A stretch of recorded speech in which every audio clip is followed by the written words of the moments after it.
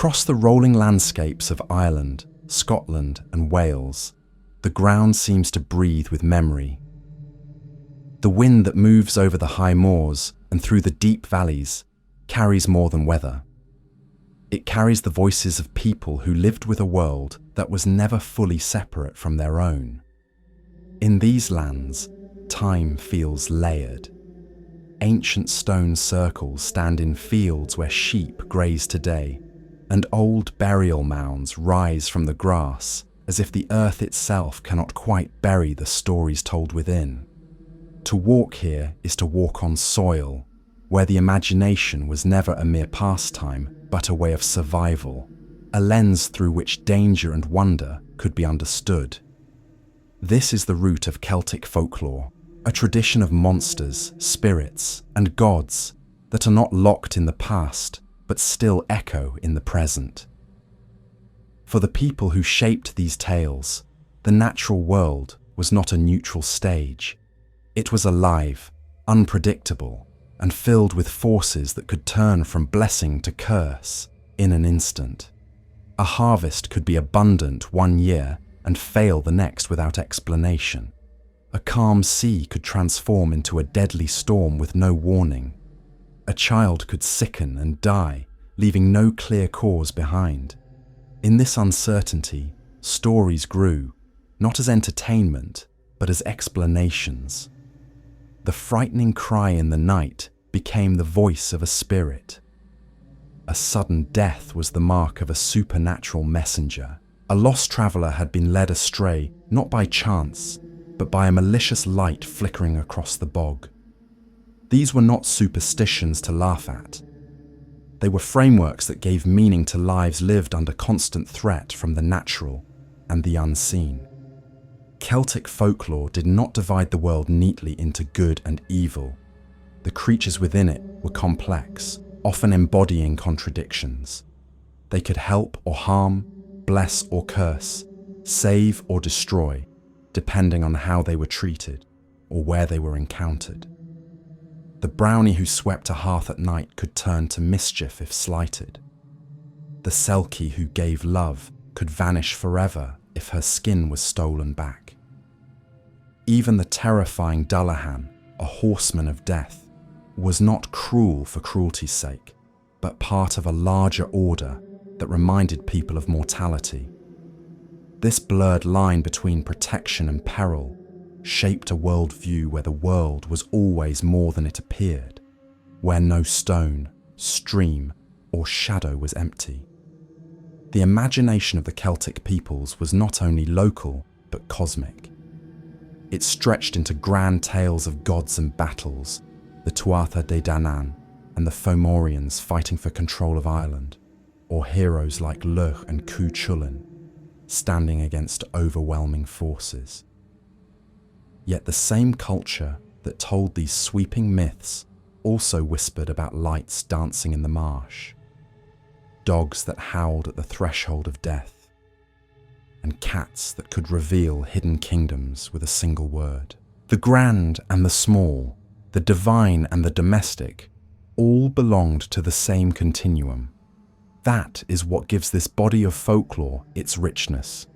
It could fill the skies with war between gods and still find power in the scrape of a comb left on a path.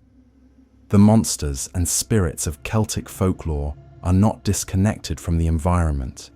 Each one is shaped by the place where it arose. In the storm-lashed Orkneys, the most terrifying demon of all, the Nuckelavee, embodied plague and pollution tied directly to the sea. In rural Ireland, the Banshee gave a supernatural voice to the very real practice of keening at funerals.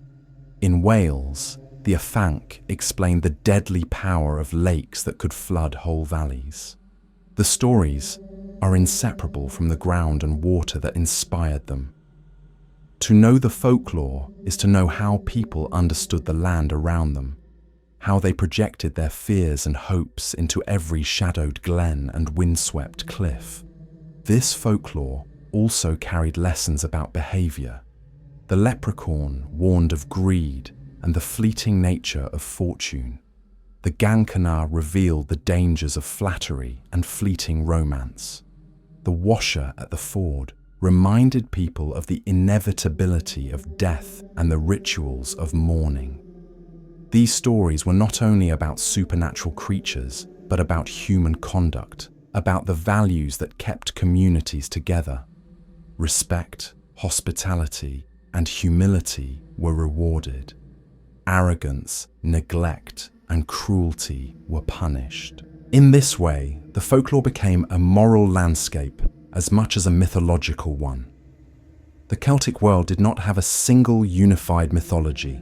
Each region, each valley, each island carried its own variations. The Banshee's cry was known across Ireland, but her connection to specific families reflected local histories. The Selkies' sorrow was told in countless forms across the Scottish Isles, with small differences that revealed the concerns of each community. Even the great mythological cycles, written down by monks in medieval manuscripts, were shaped by oral traditions that had been retold and reshaped for centuries. This makes Celtic folklore not a fixed canon, but a living tradition, one that constantly adapted while retaining its sense of mystery. What unites all of these tales is the sense of threshold. Again and again, the stories place us at the border between two worlds. A road at night, a river ford, the seashore, the edge of the forest, the moment between life and death. These are the places and times where the veil grows thin and something other steps through. That threshold is what gives the folklore its lasting power. It reminds us that the ordinary can shift into the extraordinary without warning, that the known world rests on the edge of something vast and unseen. As we move deeper into these legends, we encounter voices that mourn, figures that trick, creatures that terrify, and gods that battle for the soul of a land. Each one tells us something about the people who believed in them, the landscapes they inhabited, and the fears and values that shaped their lives. The journey begins with sound, a sound that has haunted the Irish imagination for centuries, a cry that pierces the night and announces that death has come close. This is the voice of the Banshee, the woman of the mound, and to hear her lament is to stand at the threshold of life and death itself. Imagine a still night in rural Ireland. The moon casts its pale light over hedgerows and quiet farmhouses. Fields stretch into the distance, and only the soft rustling of grass or the distant bark of a dog breaks the silence. Then, suddenly, a cry cuts through the air. It is not the sound of any animal, nor of a human voice raised in ordinary grief. It is something deeper, a wail that seems to carry the sorrow of countless generations. Those who hear it describe their hair standing on end, their stomachs turning, and a certainty sinking into their hearts. Someone, somewhere close, is about to die. This is the Banshee, perhaps the most iconic figure in Irish folklore, a messenger of death whose lament has terrified and comforted families for centuries. The Banshee is not a ghost in the simple sense. She is not merely the spirit of the dead, nor a wandering soul without rest. Her roots are bound to the very oldest traditions of the land. Her name, in Irish, is Banshee, meaning woman of the mound. This name ties her directly to the Siad, the ancient burial mounds scattered across the Irish landscape. To the people who shaped these stories, those mounds were more than earth and stone. They were portals to the other world, entrances to the domain of the Tuatha de Danann, the old gods of Ireland who retreated into the hills when mortals came to dominate the land. To call the Banshee a woman of the mound is to recognize her as an emissary from that hidden world, a being who steps into the human realm at moments of transition, specifically at the crossing between life and death. One of the most striking features of the Banshee is her exclusivity. Folklore insists that she does not weep for just anyone. Her cry is reserved for the oldest Irish families, the great lineages whose names are etched into history. Families such as the O'Neills, the O'Briens, the O'Connors, and the McCarthys were said to have their own banshees, their laments sounding whenever death approached their kin. To hear the banshee was, in a strange way, both a curse and a mark of distinction. It meant that one's family was old enough, noble enough, and significant enough to be tied to the other world. The presence of the banshee reinforced the importance of ancestry, of bloodlines, and of the sense that family was a chain stretching back through countless generations, with each link watched over by a voice from beyond. The cry of the banshee is as varied as the accounts that describe it. Some say it is a piercing shriek, sharp and cutting, like the sound of glass breaking in the night. Others describe it as a low, mournful sob, a sound that seeps into the heart and leaves it heavy with sorrow. In certain traditions, the banshee is even said to sing, her voice rising in the keening, the Caoinead, the ancient Irish funeral lament. These melodies were once a central part of mourning. Keening women were hired to wail, sing, and recite poetry over the dead, voicing the grief of the community and honouring the life of the one who had passed. The banshee, in this sense, can be understood as the supernatural embodiment of that tradition, the ultimate keener who begins her mourning before death has even occurred. Her lament is not random, but a ritual act, an echo of a cultural practice so powerful it became woven into the supernatural fabric of the land. Accounts of the banshee's appearances fill the archives of the Irish Folklore Commission, and they are rarely vague. Families told of waking in the night to the sound of a woman weeping outside their window, only to learn the next day that a relative had died. Sometimes, the person who died was not even nearby. A banshee's cry could be heard in Ireland when the death it foretold occurred across the sea, a sign that distance meant nothing to her. What mattered was blood, ancestry, and the inevitable break in the family chain. In this way, the banshee reinforced the idea that kinship extended beyond geography. No matter how far a son or daughter travelled, their death would still be marked by the mournful voice of the family's otherworldly guardian. Her form is as fluid as her cry. Some say she appears as a pale young woman, beautiful but sorrowful, with long silver or white hair that cascades over her shoulders. In these tales, her eyes are red, not from malice, but from centuries of weeping. She may be dressed in a cloak of grey or white, her presence ghostly, but strangely dignified. In other accounts, she is far from beautiful. She is described as an old hag, bent and wrinkled, her face lined with grief, her hands trembling as she combs her long hair. The comb itself is a striking motif. In Irish tradition, to find a comb lying on the path is to risk inviting the banshee's wrath. The warning is clear: the comb belongs to her, and taking it brings misfortune. Some tales describe men foolish enough to pick up such a comb, only to be pursued or haunted by the banshee until they returned it. This small detail, repeated across countless stories, captures the sense that she is not just an omen, but a presence that demands respect. Despite the terror her cry can inspire, the banshee is not malevolent. She does not cause death, nor does she inflict harm. She is a messenger, a mourner, and in some ways a protector, ensuring that no death goes unmarked, no life passes without acknowledgement. In this role, she embodies a uniquely Irish approach to mortality. Death is inevitable, but it is not silent. It is accompanied by ritual, by lament, and by a voice that bridges the gap between the living and the dead. To hear the Banshee may fill one with fear, but it also reassures that the dying person is not forgotten, that their passing resonates beyond the household and into the other world. Some regions of Ireland hold variations of the Banshee tradition that deepen her complexity.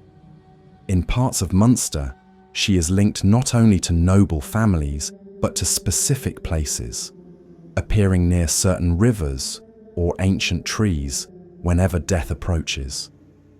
In other places, she is said to travel in groups. Stories tell of multiple banshees appearing together, their voices weaving in harmony, their combined lament announcing the imminent death of someone truly great, a king or a revered leader. To encounter such a chorus was both terrifying and awe-inspiring, a supernatural acknowledgement of the weight of the life about to be lost. The Banshee's connection to the keening tradition is perhaps the most revealing aspect of her legend. For centuries, keening was a central part of Irish funerals. Professional mourners, often women, would cry, chant, and sing improvised verses recounting the deeds of the deceased. These performances were raw, emotional, and communal, giving voice to grief in a way that words alone could not. By the 19th century, the practice was fading, discouraged by church authorities who saw it as pagan or excessive. But the figure of the Banshee preserved its power in myth. She is the eternal keener, her cry unbound by time or clerical authority. Through her, the cultural memory of ritual mourning remains alive, even as the practice itself declined. The Banshee also reflects the importance of women in Irish folklore. While many of the most terrifying figures in global mythology are male, Ireland's most famous supernatural messenger is distinctly female. Her role as mourner, as voice of grief, places her at the heart of family life, reinforcing the idea that women carried and expressed the sorrow of the community. Yet she is also a figure of power, feared and respected, capable of silencing entire households with a single cry. In this way, the Banshee embodies both vulnerability and strength, sorrow and authority, making her one of the most complex and enduring figures in European folklore. What makes the Banshee so enduring is not simply her association with death, but the way she turns death into an event that is both terrifying and meaningful. Her cry does not prevent grief, but it prepares it. It transforms death from an abrupt silence into part of a larger, almost cosmic pattern. In this sense, she can be seen not just as a folkloric figure, but as a psychological tool, a way for communities to process the inevitability of loss. To live in a world where death could come suddenly and without warning was to live in constant uncertainty. The Banshee gave that uncertainty a shape, a voice, and a ritual. She made the unknowable slightly more knowable.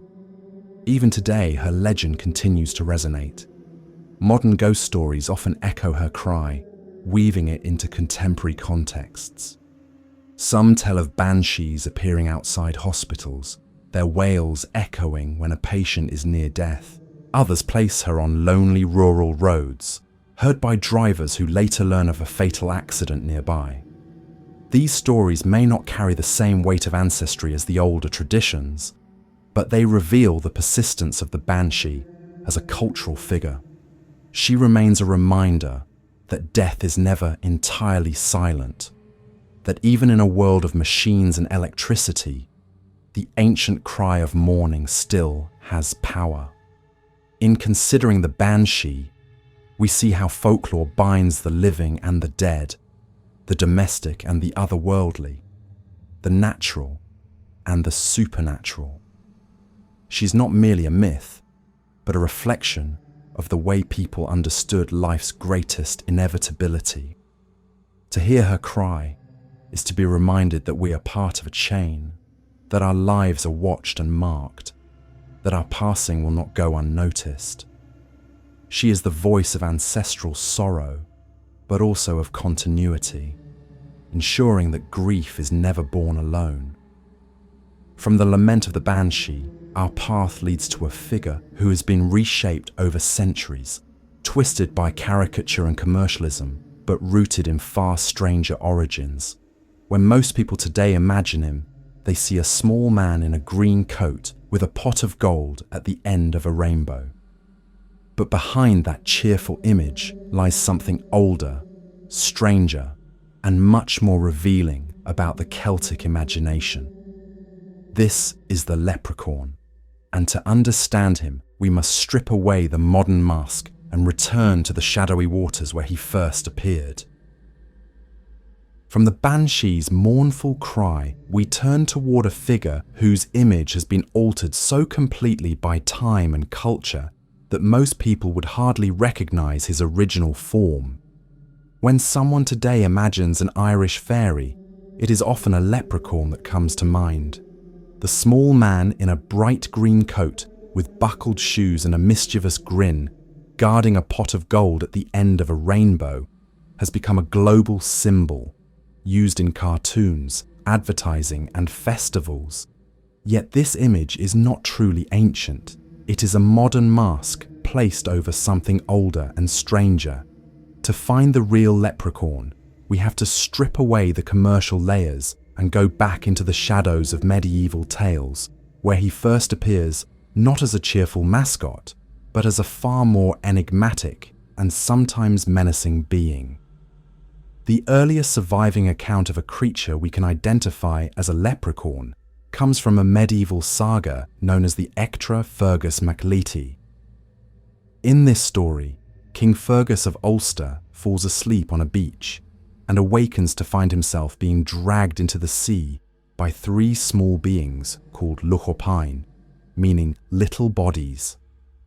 These creatures are not shoemakers, nor are they carrying gold. They are water spirits, strong enough to capture a king and drag him toward the waves. Fergus resists and overpowers them, and in exchange for their release, they grant him 3 wishes.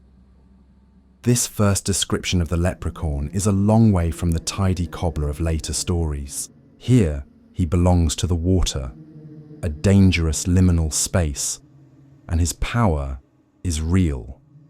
The exchange of capture and bargain sets the tone for centuries of lore to follow. The leprechaun is a figure tied to wealth and power, but never easily or safely. Over the centuries, the leprechaun shifted from a water spirit into a figure more closely tied to the land and to human households. By the early modern period, he had become associated with shoemaking. The tap-tap of his tiny hammer was said to be the sound by which an attentive listener could track him down. Why a fairy would make shoes is explained in a curious way. The other fairies, it was said, loved to dance, endlessly and tirelessly, and in their revelry they wore out their footwear. The leprechaun, then, became their craftsman, forever making and repairing shoes for the endless feasts and dances of the seed. Shoemaking also reinforced his solitary nature.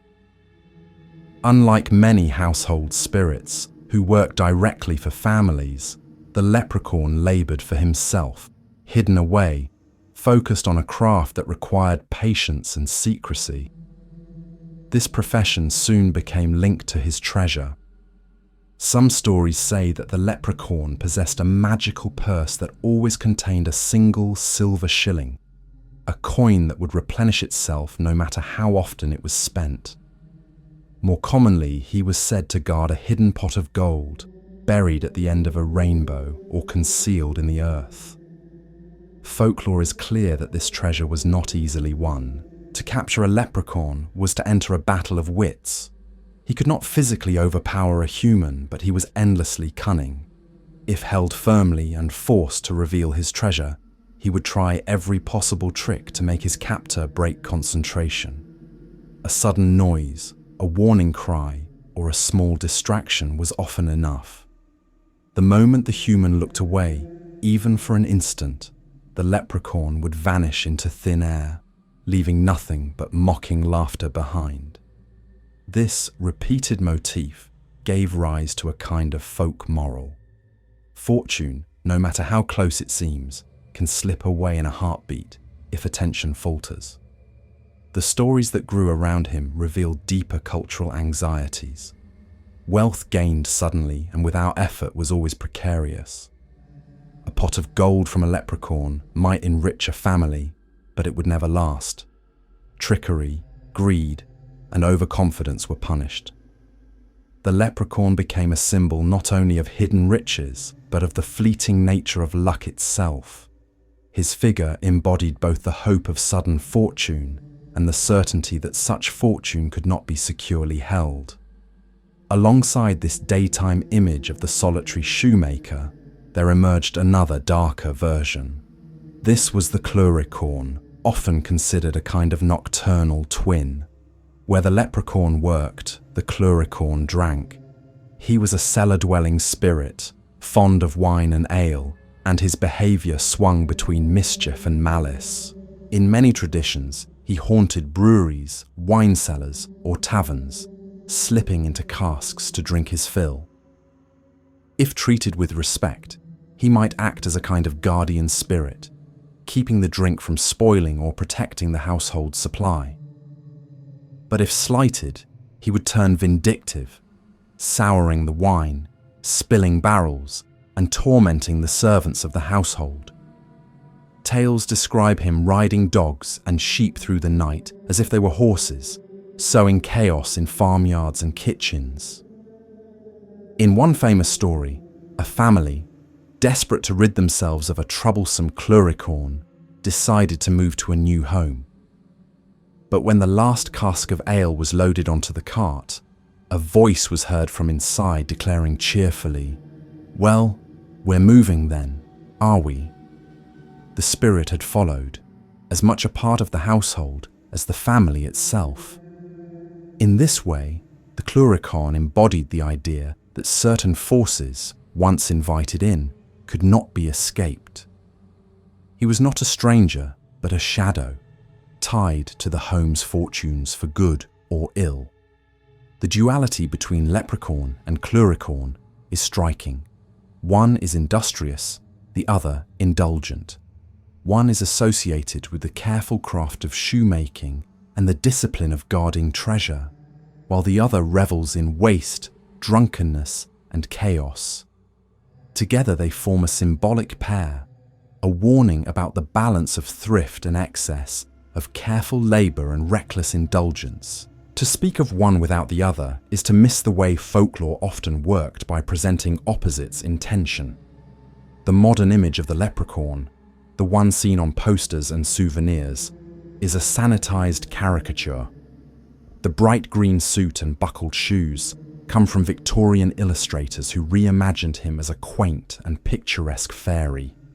Later, commercial culture embraced this version, turning him into a symbol of Irishness itself. But behind this cheerful image lies the far older, stranger, and more unsettling figure. The original leprechaun was not a mascot, but a dangerous bargain. To capture him was to wrestle with cunning itself, to test one's vigilance against the slippery nature of fortune. His dark twin reminds us that indulgence and excess were just as perilous as greed. Together they show us a world where wealth was never secure, where spirits of fortune always came with a price. In folklore, the leprechaun's hammer-tapping, the Clurichaun's drunken laughter, and the faint promise of hidden treasure were not just stories. They were ways of speaking about the fragile balance of daily life. In a land where hardship was constant and survival precarious, sudden fortune could change everything, but it could vanish just as quickly.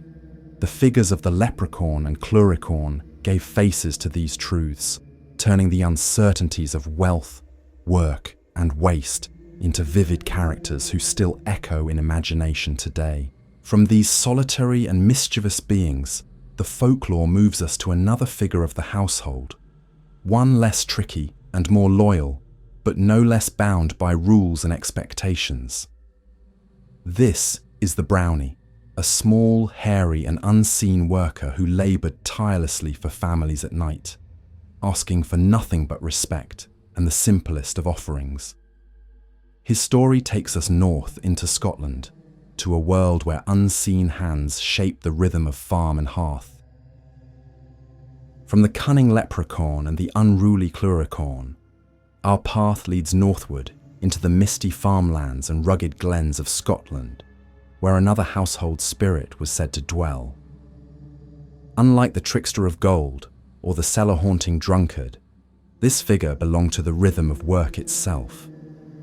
He was not a fairy to be hunted, captured, or bargained with, nor a mischievous force that brought ruin when crossed.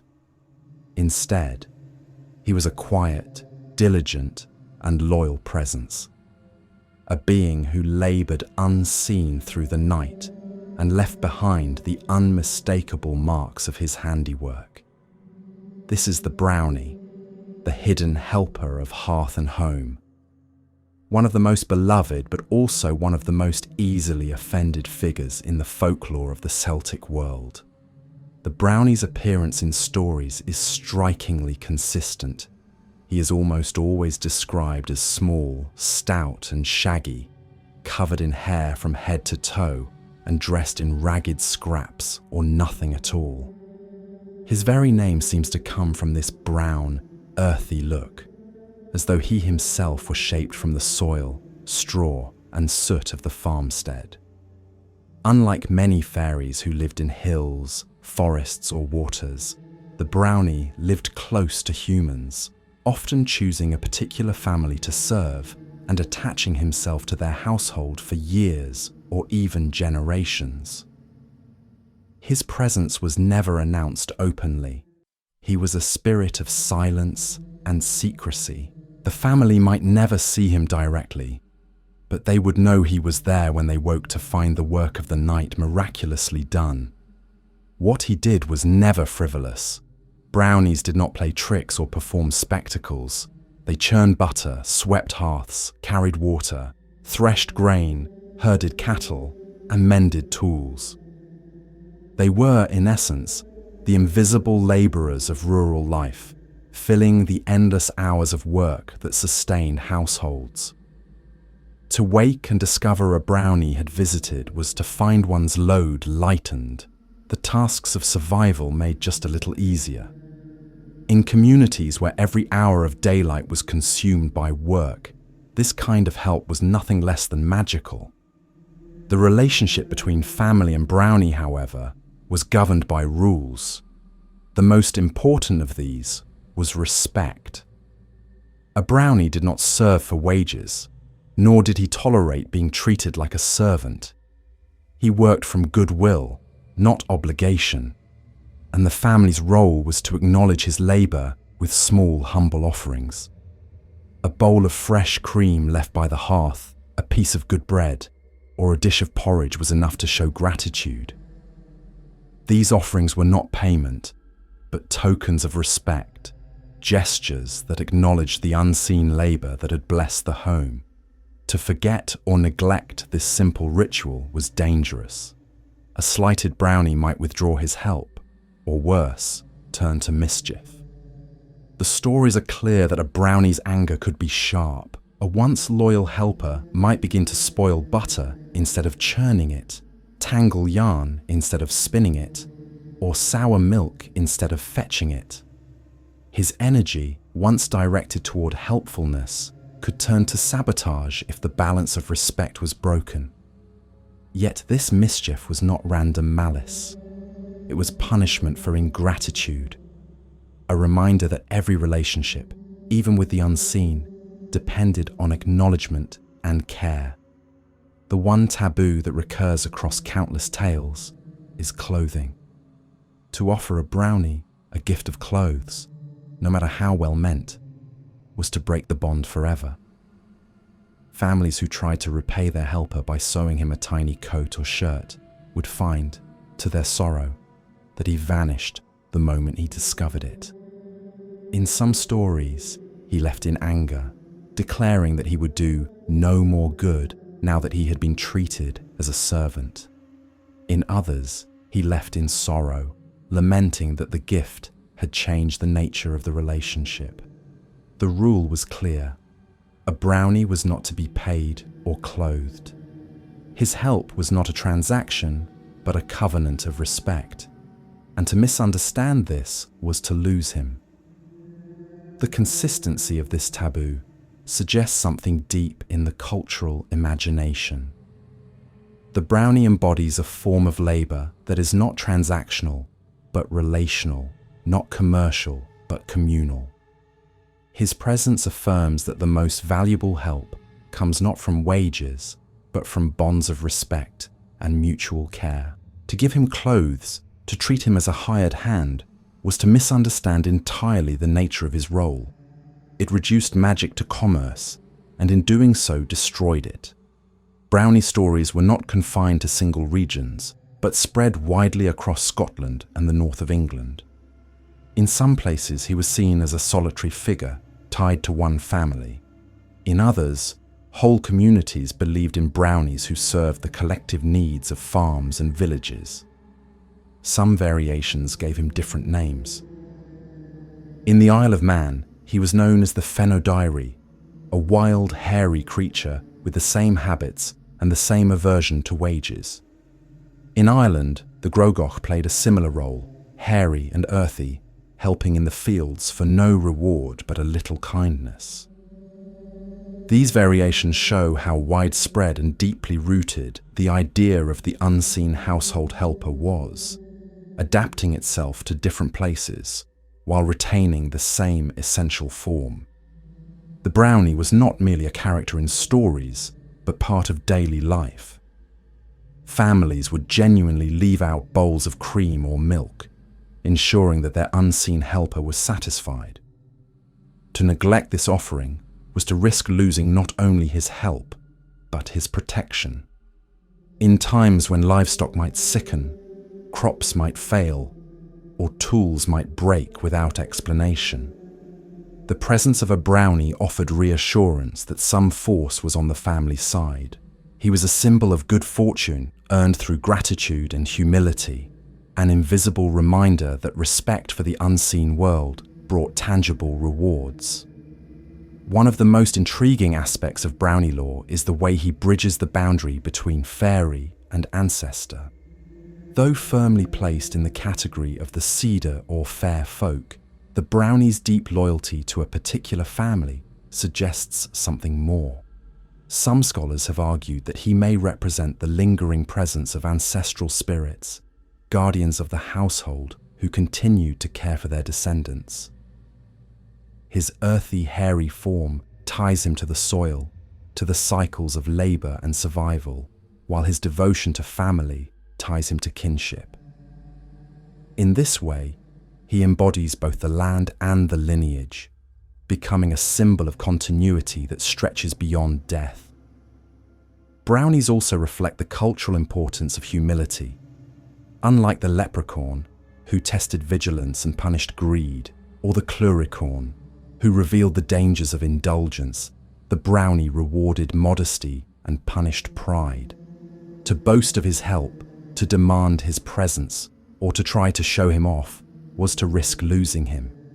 His work was always done in secret, unseen and unacknowledged, and he preferred it that way. The moment his existence became a matter of pride or display, he withdrew. In this sense, the brownie can be read as a lesson in modesty, a reminder that the most meaningful blessings often come quietly, without spectacle, and vanish if treated with arrogance. Stories of brownies often emphasize their shy but sometimes playful character. While generally helpful, they were known to enjoy small pranks, hiding tools or moving objects just to keep a household on its toes. These pranks were never cruel, only reminders that their presence was not to be taken for granted. Families learn to laugh at these tricks, to accept them as part of the larger gift of his labour. In this balance of help and mischief, we see again the central pattern of Celtic folklore. Beings who were neither wholly benevolent nor wholly malevolent, but complex figures whose behaviour reflected the treatment they received. The decline of Brownie belief followed the same trajectory as many elements of Celtic folklore. As rural life changed, as farms became more mechanised, and as church authorities discouraged older practices, the nightly offerings of cream or porridge faded. The Brownie was pushed into the realm of story, remembered more as a charming tradition than a lived presence, yet his influence remained strong. In children's tales, in literature, and even in modern fantasy, the image of the small, loyal, unseen helper endures. From the Brownies in modern novels to the helpful house elves of popular fiction, the echo of the old Scottish spirit is unmistakable. What makes the Brownie compelling, even now, is the way he embodies a simple but powerful truth, that gratitude, humility, and respect can transform labour into blessing.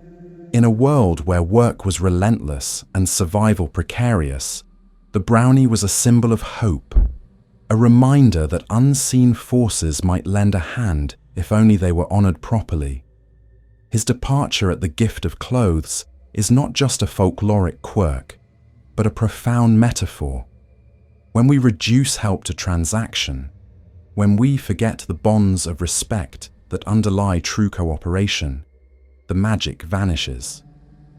The image of the Brownie crouched by the hearth, shaggy and small, working through the night with only the firelight for company, continues to haunt the imagination.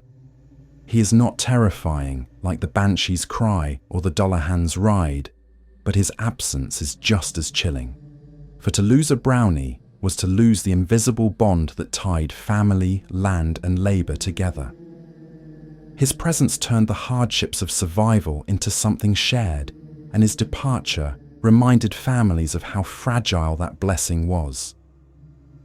From the loyal and earthy helper of Scotland, we move once more into darker territory.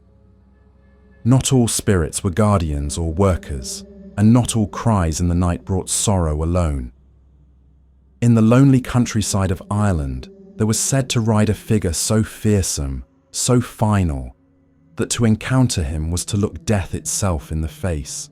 He came not as a messenger nor as a helper, but as a direct and unstoppable force. His name was the Dullahan, the Headless rider, and his arrival marked the end of all journeys.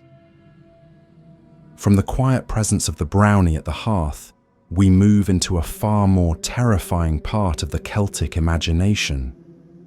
If the Banshee is a mourner who announces death, and the Brownie a helper who eases life's burdens, the Dullahan is something else entirely. He does not warn, he does not comfort, and he does not serve. He comes as death itself, a grim rider whose appearance leaves no doubt that the end has arrived. His figure belongs to the Irish countryside, to lonely roads and moonlit fields, and for generations his image has chilled the blood of those who dared to walk the night. The Dullahan is Ireland's headless rider, and he is one of the most fearsome beings in Celtic folklore. His very name comes from the Irish Dullahan, meaning dark man or without a head. He is always described as a rider mounted on a great black horse, his body clad in black, and his head missing from his shoulders. But he is not entirely headless. He carries his severed head with him, tucked under one arm or held high in his hand as he rides. This head is a grotesque object. Its skin is the colour of rotting cheese, pallid and mouldy. The eyes are small, dark, and constantly darting about, searching the night. And across its face is stretched a grin so wide and so hideous that it freezes the onlooker in terror. The head itself is said to glow with an unholy light, casting a sickly illumination that guides the Dullahan's path. Some stories say he uses it like a lantern, lifting it high so its deathly glow shines far ahead. The horse he rides is no ordinary beast. Descriptions speak of a great stallion with eyes that blaze like burning coals and breath that hisses in the cold night air. The pounding of its hooves is sometimes said to echo like thunder, while in other stories it makes no sound at all, a silent terror that appears suddenly on the road. Together, rider and horse form an image of death that is both majestic and horrifying. Unlike the Banshee, whose wail is mournful, the Dullahan arrives in dreadful silence until the very moment he strikes. What makes him most terrifying is his purpose. The Dullahan does not wander or haunt for its own sake. He comes with a single mission: to claim a life. When he stops his ride and calls out a name, that person's death is immediate and unavoidable. No spell, prayer, or force of will can resist him. To hear the Dullahan speak your name is to know that your soul is about to leave your body. In this sense, he is not an omen of death, but an agent of it, not a warning, but an executioner. He represents death as sudden and unstoppable, a force that arrives without appeal. In some traditions, the Dullahan drives a coach instead of riding alone. This coach, known as the Coiste Bodha, or deaf coach, is a thing of nightmare. It is said to be constructed from human remains, its wheels fashioned from thigh bones, its covering made of human skin, and its lanterns from skulls with candles burning in the sockets. Drawn by headless horses, this grim carriage rolls silently across the countryside, stopping only at the door of a house where death is about to enter. The arrival of the death coach was dreaded above all things, for it meant that someone inside would not live to see another dawn. The Dullahan, unlike many figures of folklore, has little patience for being observed. He despises those who try to watch him pass. Anyone foolish enough to spy on him from behind a hedge or a window risks his wrath. Stories tell of the Dullahan wielding a whip made from a human spine, lashing out at those who dare to gaze upon him. In some cases, he flicks out a basin of blood, drenching the onlooker and marking them for death. His message is clear: death is not a spectacle for the curious. To witness him is to invite destruction. Despite his terrifying power, folklore insists there is one thing the Dullahan cannot abide: gold. Even a single gold pin is said to be enough to drive him away. Gold, pure and incorruptible, is the one defense against this relentless being. Why this should be is uncertain, but the symbolism is strong. Gold has long been seen as a metal of light, of the sun, incorruptible by decay. In this way, it stands as the opposite of the Dullahan's rotting head and his message of death. For ordinary people who had little access to wealth, even the smallest object of gold, a pin, a ring, a coin, became a potential charm against one of the most dreaded figures of all folklore. The Dullahan's origins have been debated for centuries. Some scholars link him to older Celtic gods of death, particularly Crom Dubh, a dark deity once associated with human sacrifice. The carrying of the head may also connect him to the Celtic cult of the severed head, a widespread tradition in which the head was seen as the seat of the soul and a source of power. Archaeological finds across Ireland and Britain show carvings of heads given special prominence, suggesting a deep symbolic role.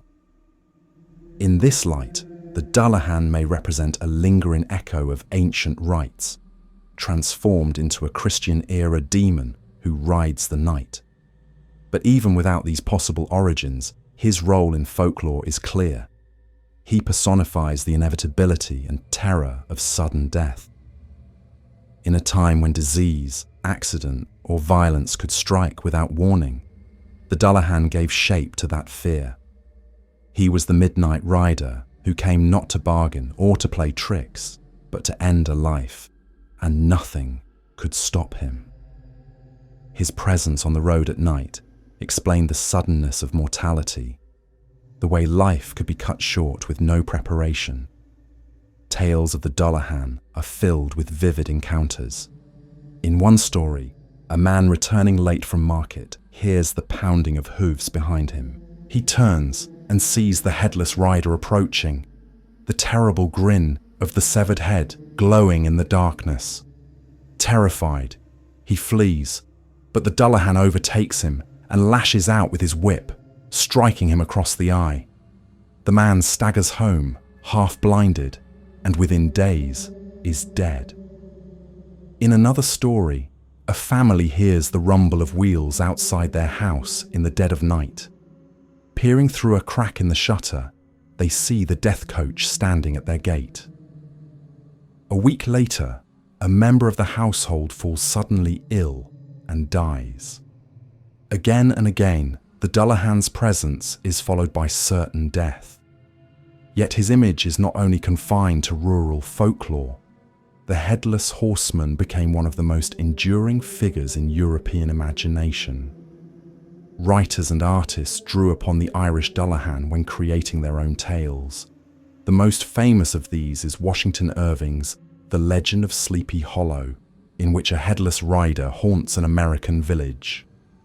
Though altered and localized, the roots of the tale can be traced back to Irish and Celtic traditions, carried across the Atlantic by emigrants. In this way, the Dullahan's shadow stretched far beyond Ireland, becoming part of a global imagination of horror. What is remarkable about the Dullahan is his simplicity. Unlike many other beings of Celtic folklore, who shift between roles of helper and trickster, protector and punisher, the Dullahan has no ambiguity. He is pure death.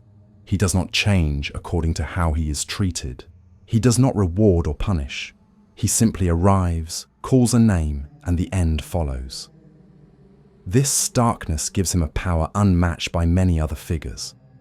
He is not part of the moral landscape, teaching lessons about humility or greed.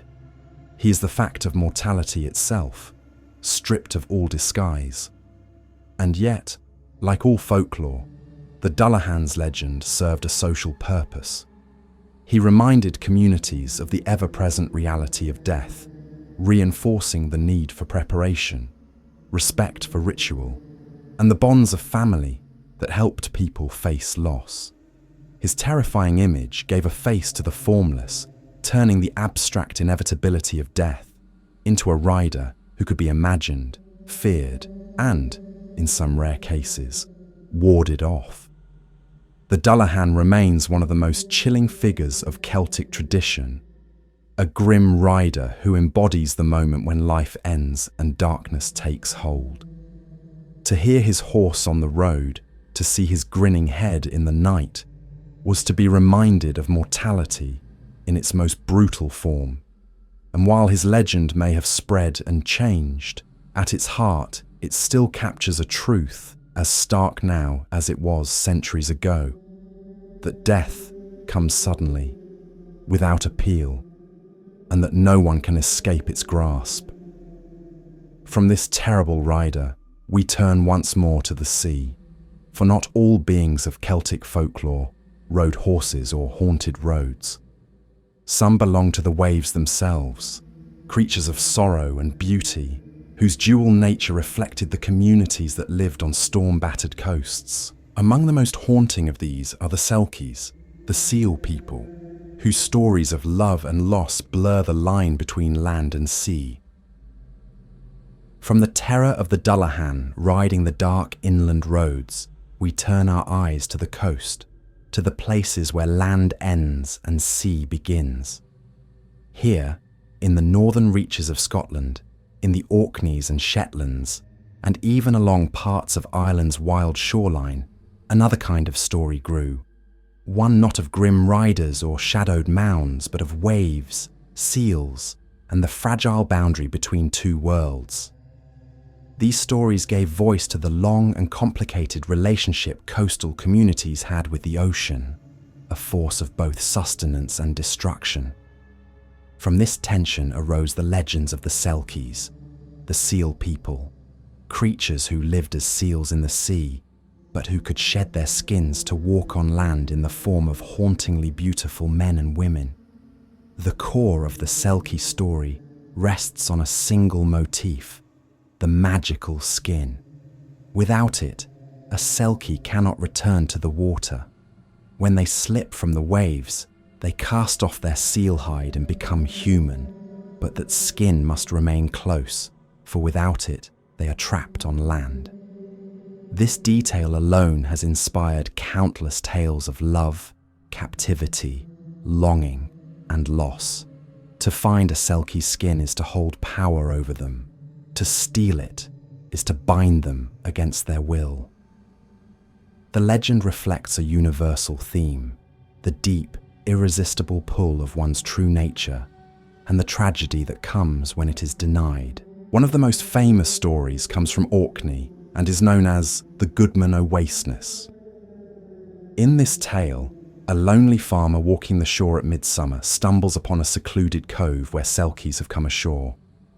He hides in the rocks and watches as the seals remove their skins and reveal themselves as men and women of astonishing beauty, dancing freely on the sand.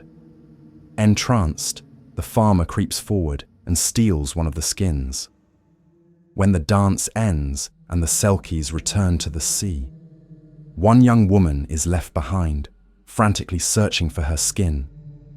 The farmer emerges and, holding her hide, tells her she must come with him. Powerless to refuse, she becomes his wife. She bears him children, tends his home, and outwardly lives the life of a good wife. Yet her eyes are always on the sea. She is kind but distant, loving but sorrowful. Years pass in this way, until one day her child discovers the hidden skin, stuffed away in a chest or tucked under a thatched roof. The child, innocent and unaware, brings it to his mother. The moment her hands touch the hide, her true self returns. She embraces her children one last time, tears streaming down her face, and runs to the shore. Without hesitation, she slips back into her seal form and vanishes into the waves, never to return. This pattern repeats across countless Selkie tales. The human who takes the skin gains a spouse, but never a willing one. The marriage may last for years, even decades, but it is always shadowed by the Selkie's quiet longing for the sea. Inevitably, the skin is found, the bond broken, and the Selkie departs. The stories are infused with melancholy, speaking to the impossibility of binding someone against their true nature. They are not tales of triumph, but of inevitable loss. What is remarkable is the deep emotional resonance these tales hold. They are not simply warnings about stealing or coercion. They are meditations on love, captivity, and the pull of home. The Selkie wife may genuinely grow to love her human husband and her children, but the sea always calls to her, louder and more powerfully than any bond of land. Her departure is heartbreaking, not because she never cared, but because she could not deny what she truly was. In this, the stories echo the experiences of communities that lived with the sea every day, dependent on it for food, yet always at risk of losing loved ones to its depths. The Selkies were not only women. Some stories tell of Selkie men who came ashore to seek lovers. These male Selkies were said to be irresistibly handsome, able to win the hearts of human women with ease. Folklore claimed that if a woman wished to summon such a lover, she need only shed 7 tears into the sea at low tide. The Selkie man would then rise from the waves, drawn to her sorrow, and come to her. Yet these unions, like those with Selkie women, rarely ended happily. The Selkie man would eventually return to the sea, leaving the woman with nothing but memories and sometimes children who bore signs of their otherworldly heritage. The children of Selkie human unions often carried physical traits that marked them as belonging to two worlds. Some were said to have webbed fingers and toes, others unusually smooth skin or a faraway look in their eyes. These features tied the stories to reality, giving families a way to explain unusual births or traits. In communities where every family lived close to the ocean and every child carried the risks of that harsh life, the Selkie myths provided meaning and connection, transforming difference into evidence of a bond with the sea itself. The Selkie stories also reveal cultural anxieties about marriage, consent, and captivity. In many versions, the Selkie wife has no choice, bound to her captor until she can regain her skin.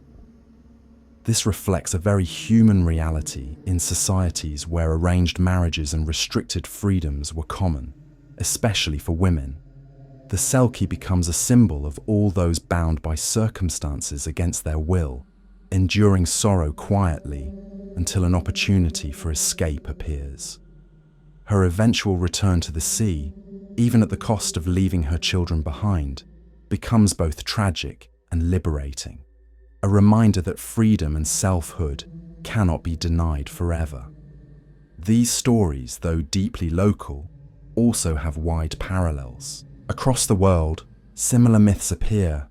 Swan maidens in Norse and Germanic tradition, who lose their feathered cloaks, frog brides in Slavic tales, and bird women in Asian folklore, all share the motif of the magical skin or garment that, once taken, binds a supernatural being to a human. The Selkie is the Celtic expression of this archetype, shaped by the presence of seals in northern waters and by the cultural significance of the sea. The Selkie is not always portrayed as captive or tragic. In some stories, they appear as helpers, warning humans of storms or guiding fishermen to safety. In others, they are dangerous, luring sailors to their deaths or dragging the unwary into the depths. This variation reflects the sea itself, a force that could bless or curse, provide or destroy. To those who lived by it, the ocean was never just one thing. It was both home and grave, giver and taker. The Selkie, with a dual nature, embodies that ambivalence. One striking detail in the lore is the Selkie singing. Many tales describe them raising their voices in mournful, haunting songs that drift across the waves. These songs, filled with longing, are said to call to human hearts, drawing them toward the sea. The music of the Selkie carries the same emotional weight as her story, beauty and sorrow intertwined, irresistible and dangerous at once. Fishermen who heard such songs knew to stay clear of the rocks, for the voice of a Selkie could mean disaster.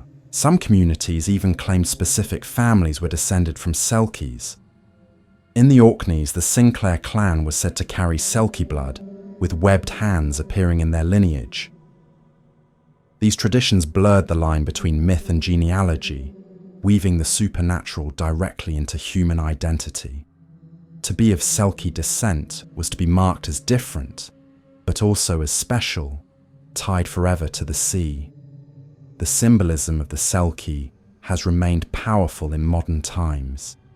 Writers, poets, and filmmakers have returned again and again to the image of the seal woman trapped on land, torn between love for her family and the call of the sea. In these retellings, the Selkie becomes a metaphor for exile, displacement, or longing for home.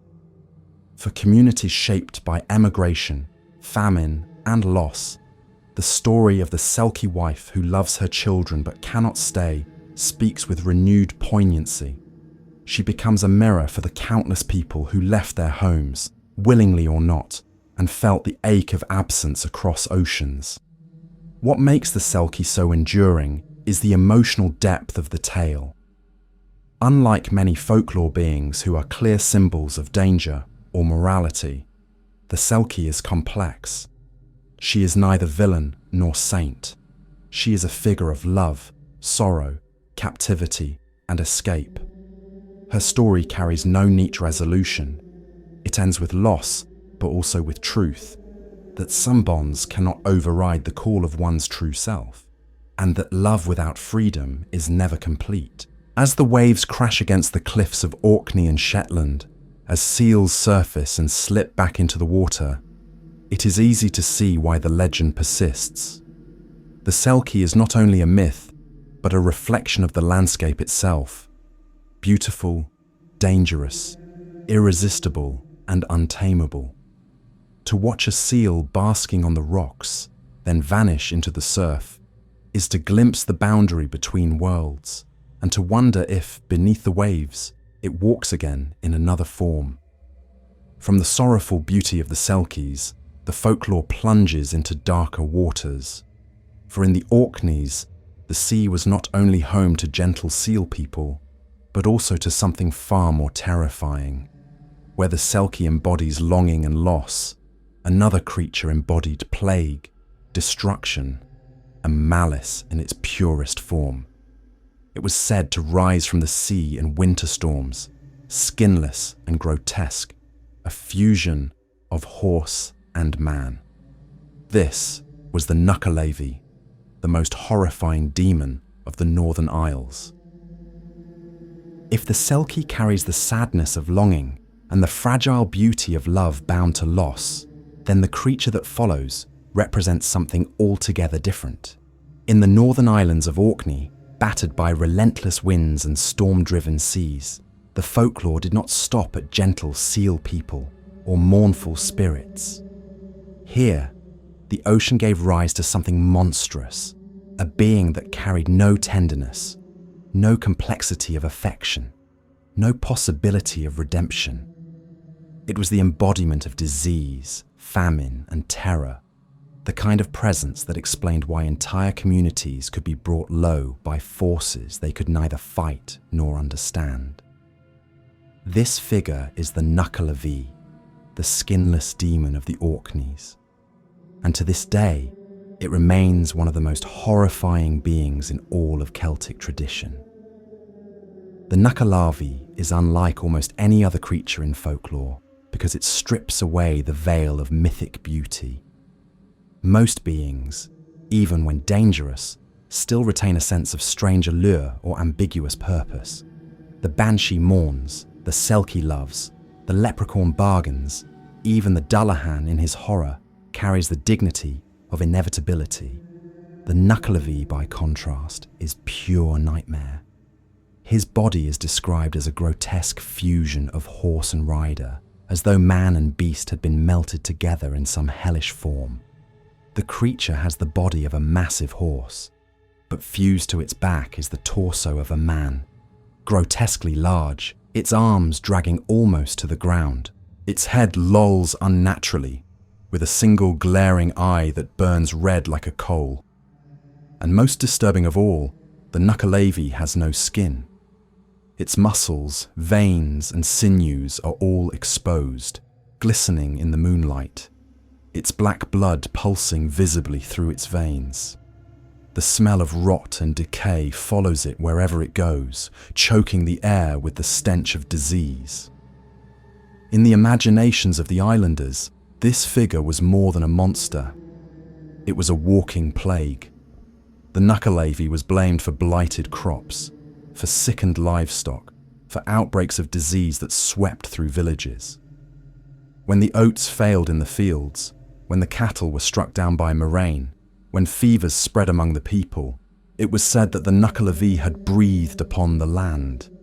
Its breath, foul and poisonous, carried pestilence with it. In this way, the creature became a personification of all the fears that haunted isolated island communities dependent on fragile harvests and herds. When famine struck or illness spread, it was not random chance, but the passing shadow of the Nuckelavee. The stories of its behavior emphasize its relentless malice. Unlike other beings who might be appeased with offerings or bargains, the Nuckelavee could not be reasoned with. It had no interest in pact or kinship, no loyalty to family or place. It was destruction incarnate, roaming the land and sea with only one purpose: to harm. Islanders told of it galloping along the coast at night, its grotesque form silhouetted against the moonlit waves, and of fishermen who dared the seas at the wrong time and never returned, their boats dashed apart as if by unseen hands. To encounter the Nuckelavee was not simply bad luck, it was almost always fatal. Yet even the darkest beings in folklore are rarely without a weakness. The Nuckelavee, for all its terror, had one single vulnerability. It could not cross fresh water.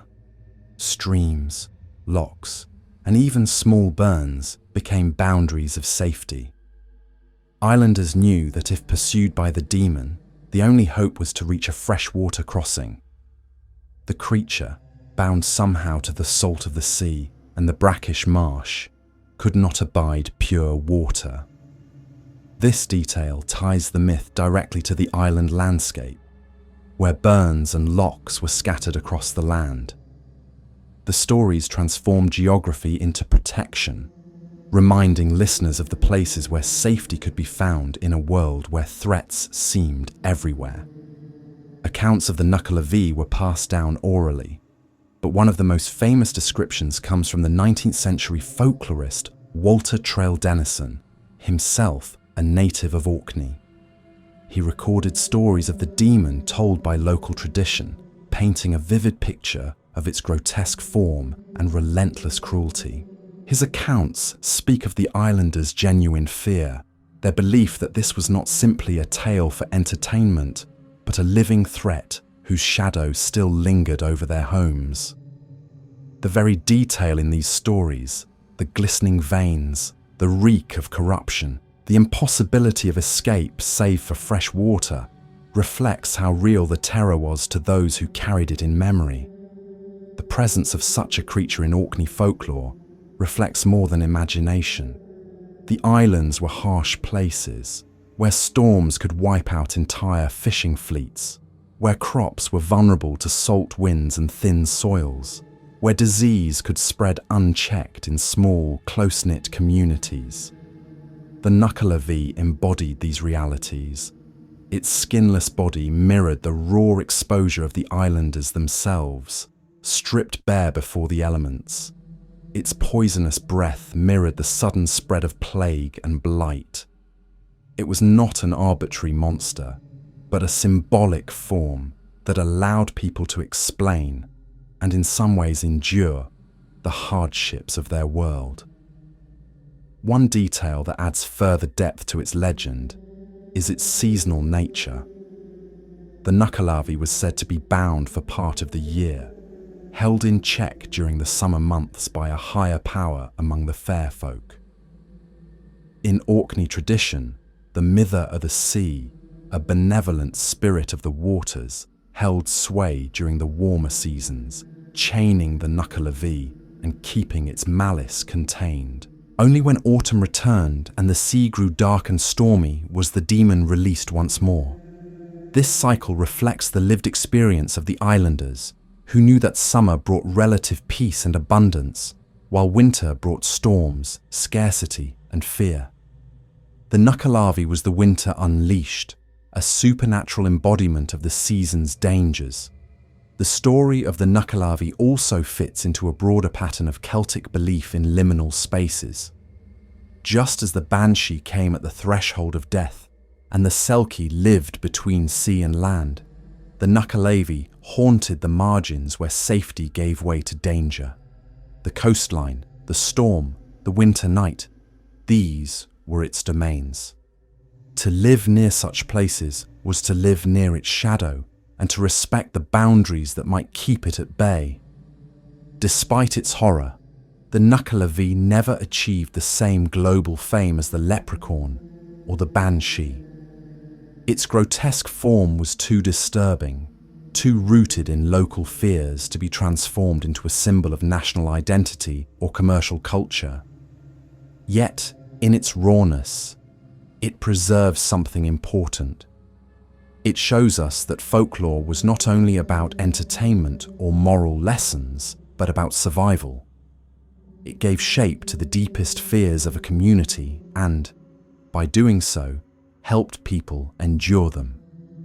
By imagining the Nuckelavee, the islanders of Orkneys gave form to their hardships, transforming the incomprehensible into a story that could be told and retold, even if it offered little comfort. Stories of individual encounters drive home the terror of this being.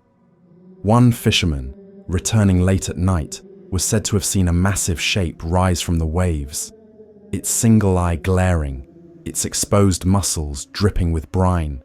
He fled across the moor, the pounding of hooves behind him, and reached a burn just as the creature lunged.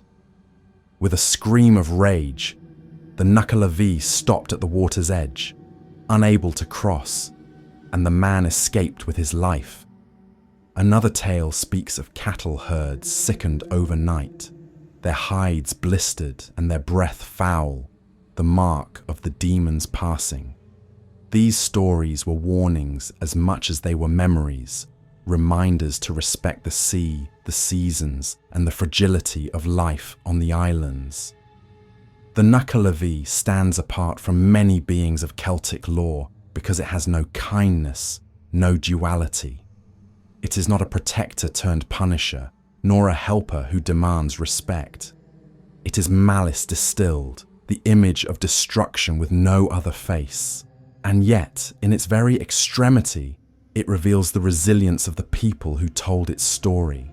To live in a place where such a demon could be imagined, where its breath might kill and its form strike terror, was to acknowledge the harshness of life and still to endure it. From the grotesque demon of the Orkneys, whose skinless form embodied famine and plague, we turn now to something deceptively smaller, yet no less unsettling. Across bogs and marshes, travellers told of strange lights that danced in the darkness, flickering lanterns that lured the unwary from their path. Unlike the relentless fury of the Nuckelavee, these lights whispered with trickery, leading the lost deeper into danger. They were the will-o'-the-wisps, the ghostly flames of the Celtic night. From the grotesque terror of the Nuckelavee, whose very breath could poison fields and blight livestock, the folklore of the Celtic lands shifts into a quieter but no less unsettling form of danger. Unlike the skinless demon that embodied plague and famine, this next presence did not strike with raw force or visible horror. It whispered instead, tempting the weary, beckoning the lost. Its power lay in deception, in the flicker of light where none should be, leading travellers from safety into peril. These are the will-o'-the-wisps, the ghostly lanterns of the marshes and bogs, and though they might seem delicate compared to the roaring threats of other legends, their danger lay in the silence of misdirection, a danger as fatal as any demon's curse. To imagine the will-o'-the-wisp, one must first picture the landscape of the Celtic countryside, wide stretches of bogland, where patches of solid ground are broken by hidden pools and treacherous mud. In such places, paths vanish in darkness, and the difference between safety and doom can be no more than a few steps. It was in these liminal places, neither fully land nor water, that people claimed to see lights dancing in the night. Sometimes they appeared as single flickering flames, like a lantern carried at a distance. Other times, they glimmered like a cluster of fireflies, bobbing and weaving just out of reach. Always, they seemed to move just ahead of the traveller, retreating as one drew near, drawing the unwary deeper into the mire. The scientific explanation for such lights, caused by gases released from decaying vegetation, did not erase the older, more haunting stories. For those who lived in times before chemical reasoning, these flames could only be the work of spirits. In Celtic tradition, They were often explained as the souls of the restless dead, wandering without peace, condemned to haunt the earth instead of finding rest in the otherworld. To see their light was to see the presence of those trapped between worlds, souls unable to move on. In other versions, the Will-o'-the-Wisp was no lost soul, but a deliberate trickster, a fairy or goblin who took pleasure in luring mortals to their deaths. In both forms, the result was the same: confusion, misdirection, and danger. One of the most enduring names for this figure is Jack-o'-lantern. Folklore across Ireland and Britain tells of a man named Jack, often described as a miser, a drunkard, or a trickster who once managed to deceive the devil himself. In these tales, Jack tricks the devil into climbing a tree or entering a trap, only to release him on the condition that his soul will never be taken to hell. When Jack eventually dies, heaven refuses him entry for his sinful life, while hell turns him away because of his bargain. Cast out from both realms, he is doomed to wander the earth forever, carrying only a small ember given to him by the devil, placed in a hollowed turnip to light his path. This cursed wanderer became the origin of the jack-o'-lantern, his eternal punishment, transformed into the flickering lights seen across bogs and graveyards. The story of Jack explains why the light is both familiar and alien. It is not the warm glow of a welcoming fire, nor the steady shine of a true lantern. It is a cursed flame belonging to no hearth, guiding no one home. Instead, it leads outward, into darkness, into the unknown. For travellers in the Celtic countryside, to see such a light was a moment of dread. Was it another wanderer carrying a torch? Was it safety at last? Or was it Jack, doomed to wander, ready to lead the living into the same misery of endless wandering? In some places, the Will-o'-the-Wisp was called the Fairy Fire, a flame kindled by mischievous beings who delighted in human misfortune. The fairies of Celtic lore were never simple or harmless. They might bless a crop or curse a cow, heal a wound or inflict one. The fairy fire embodied their trickster side, a lure that promised safety but delivered danger. Travellers who followed the flame might find themselves waist-deep in bog water, struggling for breath or lost miles from the nearest path. The lesson was clear: not every light is a guide, and not every path leads home. Yet for all their danger, the lights also carried a strange allure. Accounts speak of people drawn to them almost against their will, compelled to follow even when they knew the risks. This fascination reflects a deeper truth about human imagination. The Will-o'-the-Wisp embodied curiosity, temptation, and the pull of the unknown. To resist the light was to cling to safety. To follow it was to surrender to the possibility of wonder or death. In this way, the stories served as warnings not only about bogs and marshes, but about temptation itself, the peril of chasing things that glitter but do not guide. Across Ireland, Scotland, and Wales, countless local stories adapted the Will-o'-the-Wisp to their landscapes. In Wales, they were sometimes said to be the lanterns of the Tylwyth Teg, the fairy folk, leading mortals astray to join their dances. In Scotland, they were called spunkies, mischievous spirits who played with travellers like cats with mice. In Ireland, they were often tied to the dead, their lights rising in graveyards or on lonely roads where murders had taken place. These variations reflect how each community understood the phenomenon, through the lens of its own fears and beliefs. Some tales even gave the lights a moral dimension. In certain stories, the flames were the souls of those who had been greedy in life, especially misers and usurers. Their punishment was to wander forever, bearing the small light of their ill-gotten wealth, unable to enjoy it and unable to rest. This interpretation fit neatly into a moral framework that condemned greed and selfishness, turning natural phenomena into lessons for the living. To see a will-o'-the-wisp was to be reminded not to hoard wealth or mistreat others, lest one's soul suffer the same fate. The cultural persistence of the will-o'-the-wisp shows how powerful the image of a wandering light is. Even in modern times, the idea survives in ghost stories, in tales of phantom lanterns seen along roadsides, and in the carved pumpkins of Halloween. The original turnip lanterns of Ireland and Scotland, lit on All Hallows' Eve to ward off spirits, later became pumpkins in America, carrying the story of Jack across the ocean. Every glowing face on a Halloween porch is, in some distant way, a memory of the cursed wanderer and the flickering flames of the bog. Beyond their folklore, the will-o'-the-wisps also reflect the lived reality of rural travel. Before paved roads and electric lights, travelling at night was perilous. Paths were uncertain, bogs treacherous, and the dark full of unseen dangers.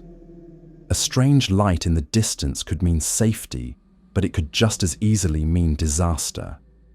The folklore gave shape to this uncertainty, turning the fear of getting lost into a story of spirits and cursed souls.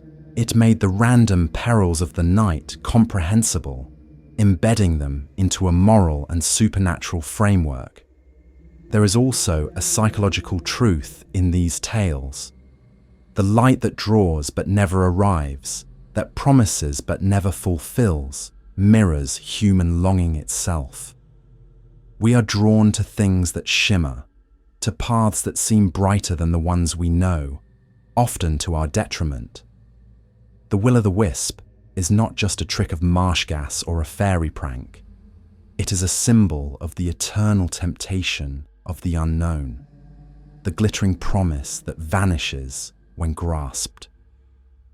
Encounters with these lights were not always fatal, but they were always memorable. Travellers told of following a flame for hours, only to find themselves in places they had never seen, far from home. Others claimed to have reached the light itself, only for it to vanish with a hiss, leaving them standing in darkness. In some cases, those who chased the flame never returned at all, their fate left to imagination. These stories reinforced caution. Better to trust the path you know than the light that tempts you away. What sets the will-o'-the-wisp apart in the tapestry of Celtic folklore is its subtlety. It does not attack, it does not strike, it does not roar or wail. It flickers, it tempts, it deceives. Its power lies in suggestion, in leading the traveller just far enough astray to meet with danger on their own. It is the quietest of dangers, but perhaps the most insidious, for it relies on the human heart itself, on curiosity and desire. From the flickering lights of the bog, we move next to the howl of the Highlands. For in Scotland's remote glens, people spoke of a beast, not of flickering flame, but of flesh and fur, a monstrous dog whose appearance foretold death. Its name was whispered with dread, the Cù-Sìth, the great fairy hound, whose green-furred form and terrible baying marked the threshold between life and death. From the marsh lights that flicker and vanish into silence, we move into the Highland glens, where the land itself seems carved from shadow and stone. The Scottish Highlands, with their vast moors, jagged peaks, and valleys drowned in mist, have long been fertile ground for tales of spirits and phantoms. Here, where the wind howls through mountain passes and the forests close in around narrow tracks, travellers feared more than treacherous ground or sudden storms. They feared the sound of a hound's baying, a sound that was not natural, not of any earthly dog, but of something larger, older, and far more terrible. This was the Cù-Sìth, the fairy hound, a monstrous beast said to prowl the Highlands as a harbinger of death. Descriptions of the Cù-Sìth emphasize its unnatural size and appearance. Unlike ordinary dogs, it was said to be as large as a calf, with a coat of shaggy green fur that blended into the hills and moss. Its paws were massive, its tail long and curled, and its eyes glowed with a spectral light. The green colour, unusual for a beast of prey, linked it directly to the fairy realm. In Celtic belief, green was the colour of the seed, the fair folk who claimed it as their own. To see a dog of such size and hue was to know immediately that one faced no natural creature, but a being of the other world. The hound was silent in its approach, padding through heather and grass without a sound. But when it gave voice, its baying was said to be dreadful beyond endurance, deep, booming, and unearthly. The howl of the Cù-Sìth carried for miles across the moors. The folklore held that the hound would bay 3 times, and with each cry, the listener's terror would mount. Those who heard it had only until the 3rd call to prepare themselves, for on the last note, death would surely follow. In some versions, the hound's bay was a summons, calling souls to the other world. In others, it was simply an omen, a terrible sound that announced death's approach within days. Either way, no one who heard it could take comfort. The association of dogs with death is not unique to the Highlands. Across cultures, dogs appear again and again as guardians of thresholds, guides of souls, or hunters of the lost. From Cerberus at the gates of Hades to Anubis weighing the hearts of the dead, the image of the death hound is ancient and widespread. The Cù-Sìth fits within this larger pattern, but with its own uniquely Celtic character. Its green fur, its threefold bay, and its dwelling in the wild Highlands mark it as a creature born from the land itself, a fusion of the fairy world and the raw, untamed wilderness of Scotland. Encounters with the Cù-Sìth were said to occur most often in remote places, where travellers were alone and vulnerable. A shepherd tending his flock on the moor might glimpse the massive hound moving silently along the ridge. A hunter might pause at dusk and hear the first bay echo across the glen. In such moments, the air itself seemed to thicken, the land to darken, as if the hound carried with it the weight of death. The tales insist that no weapon could harm it, no dog could match its power. It was not an enemy to fight, but a sign to endure, a messenger whose news could not be altered. The role of the Cù-Sìth as a death omen links it closely to the Banshee. Both serve as heralds, figures who announce the inevitable without causing it. Yet where the Banshee weeps and laments, giving voice to sorrow, the Cù-Sìth terrifies and overwhelms. Its howl is not mournful, but dreadful, a sound that freezes the heart and empties the spirit. Together, they form a pair of voices at the threshold of death. One human-like, sorrowing, the other animal, unearthly, and relentless. There are stories that suggest the Cù-Sìth did more than foretell. In some traditions, it was believed to hunt souls, to pursue the newly dead and drag them to the other world. For this reason, people feared to die alone on the moor, lest their soul be carried away by the hound, instead of escorted gently by kin and ritual. The sound of its baying was thus not only a warning, but a claim, a sign that the hound was already on the hunt. In such accounts, it becomes not just an omen, but an agent, a fairy predator that feeds not on flesh, but on spirit. Folklore also tells of protective measures against the Cù-Sìth, though none were entirely certain. Some claimed that invoking iron, long believed to repel fairies, could drive the hound away. Others insisted that silence was the only defense. To speak, to cry out, or to pray aloud was to draw the hound closer. The safest course, they said, was to remain still, to hold one's breath, and to pray silently until the danger passed. Whether these methods worked or not, they reveal the deep fear the creature inspired. Its presence demanded ritual caution, a behavioral script that gave people some sense of agency in the face of helplessness. The green color of the hound deserves special attention, for it ties directly to the fairy world and to the danger of that association. In Celtic lore, green was both beautiful and perilous. It was the color of fertility and life, of the springing earth, but also of the other world, which could claim mortals who strayed too far into its domain.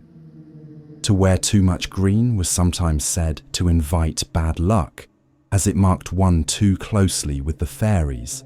For the hound to bear a green coat meant it was unmistakably theirs, a beast that belonged not to the world of men, but to the seed, and thus beyond mortal reach. Some scholars have suggested that the Cù-Sìth may reflect ancient memories of wolves, once native to Scotland, but hunted to extinction by the late Middle Ages. To communities who no longer saw real wolves, the stories of monstrous green hounds may have preserved their memory in mythic form. But the size of the Cù-Sìth, its supernatural colour, and its role as a death omen place it firmly beyond mere animal recollection. It is not simply a wolf magnified, but a spirit beast, a creature of the liminal, feared precisely because it crossed the boundary between the natural and the supernatural. As with many figures of folklore, the Cù-Sìth also carried lessons about community and mortality. Its presence reminded people that death was always near, stalking even the wildest corners of the land. But it also reinforced the importance of ritual. To die with kin, to be mourned with proper rites, was to ensure one's soul was not lost to the hound. To neglect those rituals, to leave someone alone in death, was to risk their spirit being taken. In this way, the legend encouraged respect for the dying and the dead, binding the community together in acts of care and remembrance. There are even rare tales that invert the fear, suggesting that the hound could serve as a protector if approached correctly. In some Highland traditions, a solitary traveller might invoke the Cù-Sìth as a guardian, calling upon its power to ward off lesser spirits. These accounts are few and far between, but they reveal the complexity of belief. Even the most terrifying beings could, in certain contexts, be turned into allies, their dread power redirected toward protection. Yet even here, the hound remained a being of the other world, never fully trusted, always dangerous. The sound of dogs howling at night has long been a source of unease. And in the Highlands, where silence can be profound and broken only by sudden echoes, such sounds carried immense weight. The Cù-Sìth gave those sounds meaning, transforming the ordinary cry of an animal into the voice of fate itself. It is not difficult to imagine a shepherd, alone in the glen, hearing a distant baying roll across the moor and feeling the weight of mortality settle upon him. The folklore gave words and shape to that fear, embedding it in a being whose very existence reinforced the fragility of life. The Cù-Sìth remains one of the most evocative creatures in Celtic tradition because it combines the familiar with the unearthly. A dog, even a large one, is not beyond imagining. But a dog the size of a calf, with green fur and a deathly howl, transforms the familiar into something uncanny. It is close enough to be believable, distant enough to be terrifying, and bound deeply enough to cultural fears of death to endure across centuries. From the silent green hound of the Highlands, whose baying marked the last moments of life, we turn next to a different kind of death bringer, where the Hound hunted souls and the Banshee mourned their loss, these beings fed upon the dead, drinking blood and spreading terror in the night. They were the vampires of Celtic folklore, the Dhoo and the Abhartach, whose legends foreshadowed some of the most enduring horror tales of the modern age. From the great Hound of the Highlands, whose baying carried death across the moors, we now cross once more into Ireland, where stories of death took yet another form. If the Cù-Sìth heralded death and the Dullahan brought it, there were others who refused to remain in the grave at all. These figures did not mourn or announce or escort. They fed. They rose from the earth not as spirits alone, but as bodies twisted by hunger, consuming the blood and life of the living. In later centuries, such tales would find their greatest expression in the vampire myths of continental Europe and in the Gothic novels that shaped modern horror. But in Ireland, long before the name Dracula was ever written, there were stories of the Dearg and the Abhartach, two beings who showed that the dead could return, not to warn or guide, but to drain. The Dearg, whose name means red bloodsucker, is perhaps the more famous of the two. Her story is steeped in tragedy, for she is not presented as a stranger or an invader, but as a young woman, once mortal, whose suffering in life condemned her to an existence of hunger in death.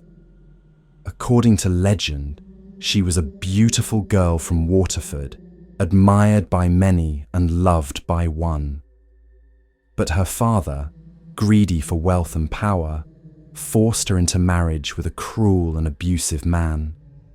Her true love was lost to her, and her life became one of misery and despair. At last, unable to endure, she died. Some versions say of heartbreak, others suggest at her husband's hand.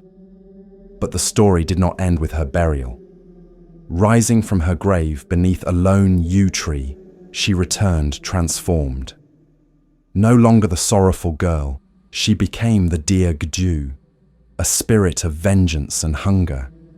She would roam the night, luring men with her beauty and then draining them of their blood, feeding on their life force until they were left pale and lifeless. In this way, she avenged herself on the world that had wronged her, punishing the greed and cruelty of men with her own terrible hunger. The tale of the Dearg reveals much about the fears and injustices of the society that told it. She embodies the consequences of oppression, particularly the oppression of women forced into marriages against their will, treated as property rather than people. Her transformation into a vampire is not random. It is born from betrayal, abuse, and neglect. She is both victim and predator, sorrow and horror entwined. Her story carries not only a warning of supernatural danger, but a moral reminder of the cost of cruelty, especially when inflicted upon the powerless. To guard against her rising, folklore insisted that her grave must be watched. Each year, on the night she was said to wander, stones should be piled upon her resting place to keep her trapped in the earth. This ritual shows how seriously the threat was taken. Even in death, the wronged could rise again, and only vigilance could protect the living. If the Dearg embodies personal tragedy turned to hunger, the Abhartach represents something darker and more terrifying still. Unlike the young woman turned predator, he was a chieftain, a man of power and cruelty, whose tyranny extended even beyond the grave. His story begins in ancient times, when he ruled with violence and oppression, feared and hated by his people. Eventually, a rival chieftain rose against him, killing him and burying him upright in a solitary grave. But the Abhartach did not stay buried. That very night, he clawed his way back from the earth, demanding a tribute of blood from his people to sustain himself. Horrified, the people appealed to the rival who had slain him. and again the Abhartach was killed and buried. But once more he rose, hungrier than before, his demand for blood insatiable. A third time he was struck down, and a third time he returned, proving himself beyond ordinary death. Only then did his conqueror seek the counsel of a druid, who explained that the Abhartach was no mere man, but one of the Niam Mayab, the walking dead, who could not be killed by mortal means. The druid instructed that he must be slain with a sword of yew wood and buried upside down, with thorns and heavy stones laid over the grave to hold him fast. Only by such measures could his return be prevented. This story of the Abhartach is chilling for several reasons. Unlike the Banshee, who mourns death, or the Dullahan, who enacts it, the Abhartach defies it. He is the embodiment of death denied, of the grave broken, of power that refuses to yield. His hunger for blood is not born from tragedy like the Dearg Dhoo's, but from tyranny itself, his cruelty in life extending into undeath. He is a figure of endless domination, a ruler who refuses to release his grip even in death. The parallels between the Abhartach and later vampire legends are striking. A corpse that rises from the grave, preys on the living, and can only be contained by specific rituals, echoes the very themes that would become central to vampire folklore across Europe. Some scholars even suggest that the Abhartach may have influenced the most famous vampire of all, Bram Stoker's Dracula. Stoker, an Irishman himself, would have been familiar with such local tales. While Dracula's form draws heavily from Eastern European sources, it is possible that echoes of the Abhartach's story helped shape his imagination. Together, the Dearg Dhoo and the Abhartach show the range of vampire lore in Ireland. One is tragic, born of love denied and cruelty suffered, her vengeance a personal and intimate hunger. The other is tyrannical, a chieftain who turns his lust for power into a thirst for blood, demanding tribute even in death.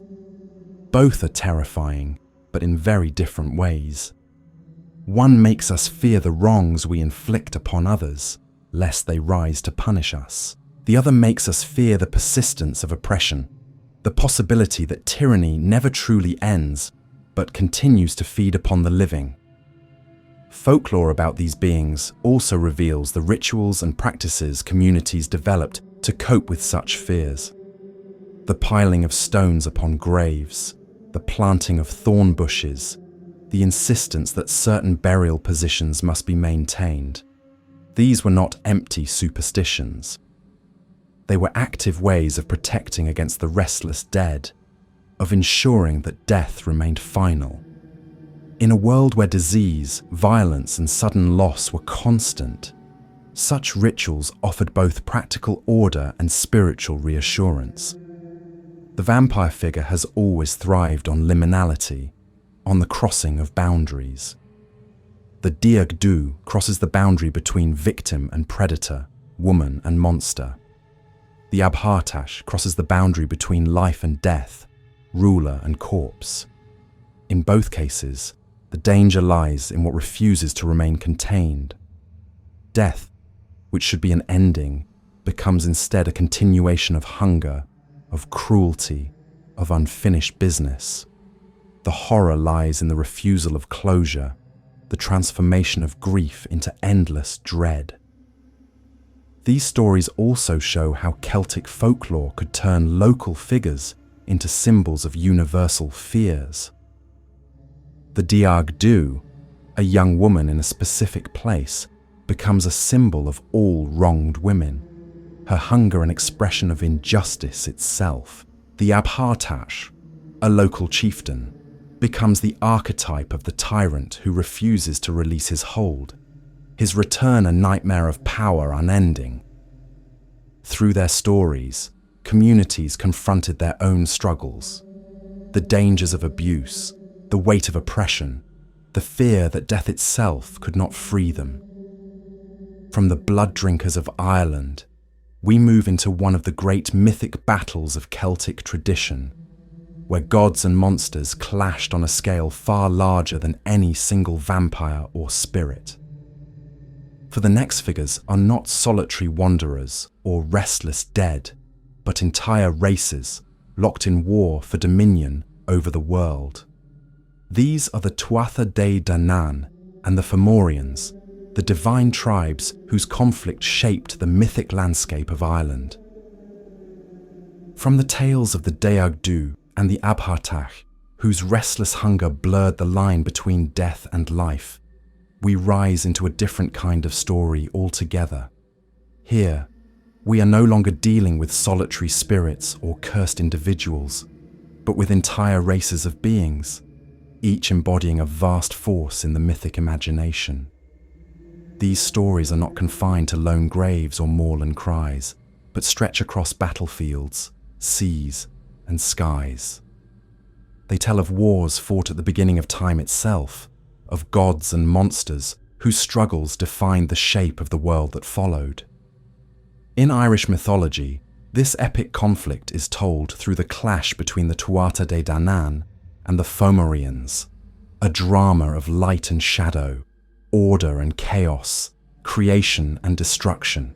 The Tuatha de Danann, whose name means the people of the goddess Danu, were a divine race, often described as gods, though their stories preserve them as something more complex: heroes, magicians, shapeshifters, and ancestors of the Irish people. They are said to have come to Ireland from across the seas, arriving in dark clouds or burning ships, bringing with them powers and treasures beyond mortal comprehension. In myth, they represent civilization, skill, and the mastery of craft. They are the bearers of music, healing, knowledge, and war. The Fomorians, by contrast, are described as monstrous, deformed, and destructive. Their very name may mean undersea ones or demons from below, and they are often imagined as arising from the depths of the ocean, the embodiment of chaos, wildness, and elemental fury. Some are depicted with single eyes, single arms, and single legs, grotesque forms that emphasize their alien nature. They are not simply villains, however, but the necessary counterpart to the Tuatha de Danann, representing the raw forces of nature, storm, sea, plague, that civilization must constantly battle and balance. At the heart of these myths lies a cycle of invasions. The Labor Gabála Érenn, or Book of Invasions, recounts how Ireland was settled by successive waves of peoples, both mortal and divine. The Tuatha de Danann represent one of these waves, arriving after earlier races and eventually giving way themselves to the Milesians, ancestors of the Gaels. But before their decline, they waged great wars with the Fomorians, battles that symbolize the eternal struggle between order and chaos. The first great conflict is known as the First Battle of Mag Tuaird. In this battle, the Tuatha de Danann fought against the Fir Bolg, another of Ireland's early peoples, and emerged victorious. But their greater conflict came in the Second Battle of Mag Tuaird, where they faced the Fomorians in a struggle that defined their fate. The Fomorians were led by Béla of the Evil Eye, a monstrous chieftain whose single eye brought death and destruction when opened. The Tuatha de Danann, in turn, were led by figures such as the Dagda, the father god whose cauldron never ran empty, Dhoo, the young warrior of many skills, and Nuada, their king, who bore a silver hand crafted after his own had been severed in battle. The Second Battle of Mag Tuaird is one of the most vivid accounts in Celtic mythology, filled with images of gods and monsters clashing across the field. Béla's eye, when lifted by 4 men on a pole, could strike down entire hosts with its poisonous gaze. Against him stood Dhoo, often called Luach of the Long Arm or Luach of Many Talents, who was the grandson of Béla himself, through his daughter Ethniu. This blood connection gave their battle a deep resonance, a conflict of generations as well as nations. In the end, Luugh slew Baelor by hurling a sling stone into his eye, driving it through his skull and out the back of his head, turning the deadly gaze upon the Fomorian army itself. With Baelor's death, the Tuatha De Danann triumphed, and the Fomorians were driven back into the sea. This victory was not only a tale of war, but a mythic allegory. The Tuatha De Danann, with their skill, knowledge and artistry, overcame the raw, destructive forces of chaos. Their triumph represented the victory of order over disorder, of civilization over the primal fury of storm and sea. Yet the myths never allow the triumph to be total. The Fomorians are never destroyed entirely. They remain, lurking in the depths, a reminder that chaos can never be eliminated, only held at bay. The characters of these myths reveal the richness of Celtic imagination. The Dagda, massive and jovial, carried a club that could kill with one end and revive with the other. His cauldron of plenty symbolized abundance and the power of sustenance. Morrigan, the battle goddess, stalked the field as a crow, prophesying death and destruction, embodying the terrible beauty of war. Nuada, with his silver hand, symbolized resilience, the capacity to endure and continue even after loss. And Luugh, the many-skilled, embodied youthful brilliance, the triumph of versatility and talent over brute force. The Fomorians too had their distinctive figures. Elatha, sometimes described as noble and beautiful, fathered Bress, who became a king of the Tuatha De Danann, but ruled unjustly, demanding tribute and enslaving his people on behalf of the Fomorians. Bress's tyranny reflected the danger of corruption within, showing that chaos did not only attack from without, but could infiltrate order itself. Baelor, monstrous and destructive, embodied the terror of the overwhelming force, the storm that could not be resisted. These stories of gods and monsters were not abstract to those who told them. They reflected the lived realities of life in Ireland. The sea could be bountiful, providing fish and trade, but also destructive, bringing storms that shattered boats and swept away lives. The land could be fertile under careful cultivation, but it could also be struck by blight or flood. The Tuatha De Danann and the Fomorians personified these dual realities. They gave faces to the forces of order and chaos, allowing communities to imagine their struggles as battles that echoed the cosmic wars of old. The end of the Tuatha De Danann's reign came with the arrival of the Milesians, mortal ancestors of the Gaels, who defeated them and drove them into the Cedar, the hollow hills. There, they became the fairy folk, continuing to live in the otherworld, influencing the mortal realm from beneath the earth. This transformation shows how mythology evolved into folklore. Gods became fairies. Cosmic battles became echoes in local tales. Yet the memory of the great wars between the Tuatha De Danann and the Fomorians remained, reminders of the primal struggles that shaped the world. The imagery of these myths has endured for centuries. Baelor's evil eye echoes in countless later tales of giants and monsters with deadly gazes. Lugh's brilliance and versatility made him one of the most enduring figures of Irish tradition, remembered in festivals such as Lugnasad, the harvest celebration held in his honour. The Dagda's cauldron foreshadows later legends of magical vessels, from the Holy Grail to the cauldrons of Arthurian lore. These connections show how Irish mythology was not isolated, but part of a wider web of European storytelling, influencing and being influenced across cultures. The conflict between the Tuatha De Danann and the Fomorians also captures a timeless truth. Civilization is never secure. Order must always contend with the forces of chaos, whether in storms, in tyranny, or in the unpredictable turns of fate. The myths do not promise that order will prevail forever. They promise only that it can prevail for a time, through courage, skill, and unity. The Fomorians remain in the sea, waiting, a reminder that chaos is always near, always ready to rise again. From the battlefields where gods and monsters clashed, the folklore of the Celtic world returns once more to the restless dead. Not the grand struggles of divine races, but the eerie processions of spirits that filled the night sky, sweeping across the land in dreadful flocks.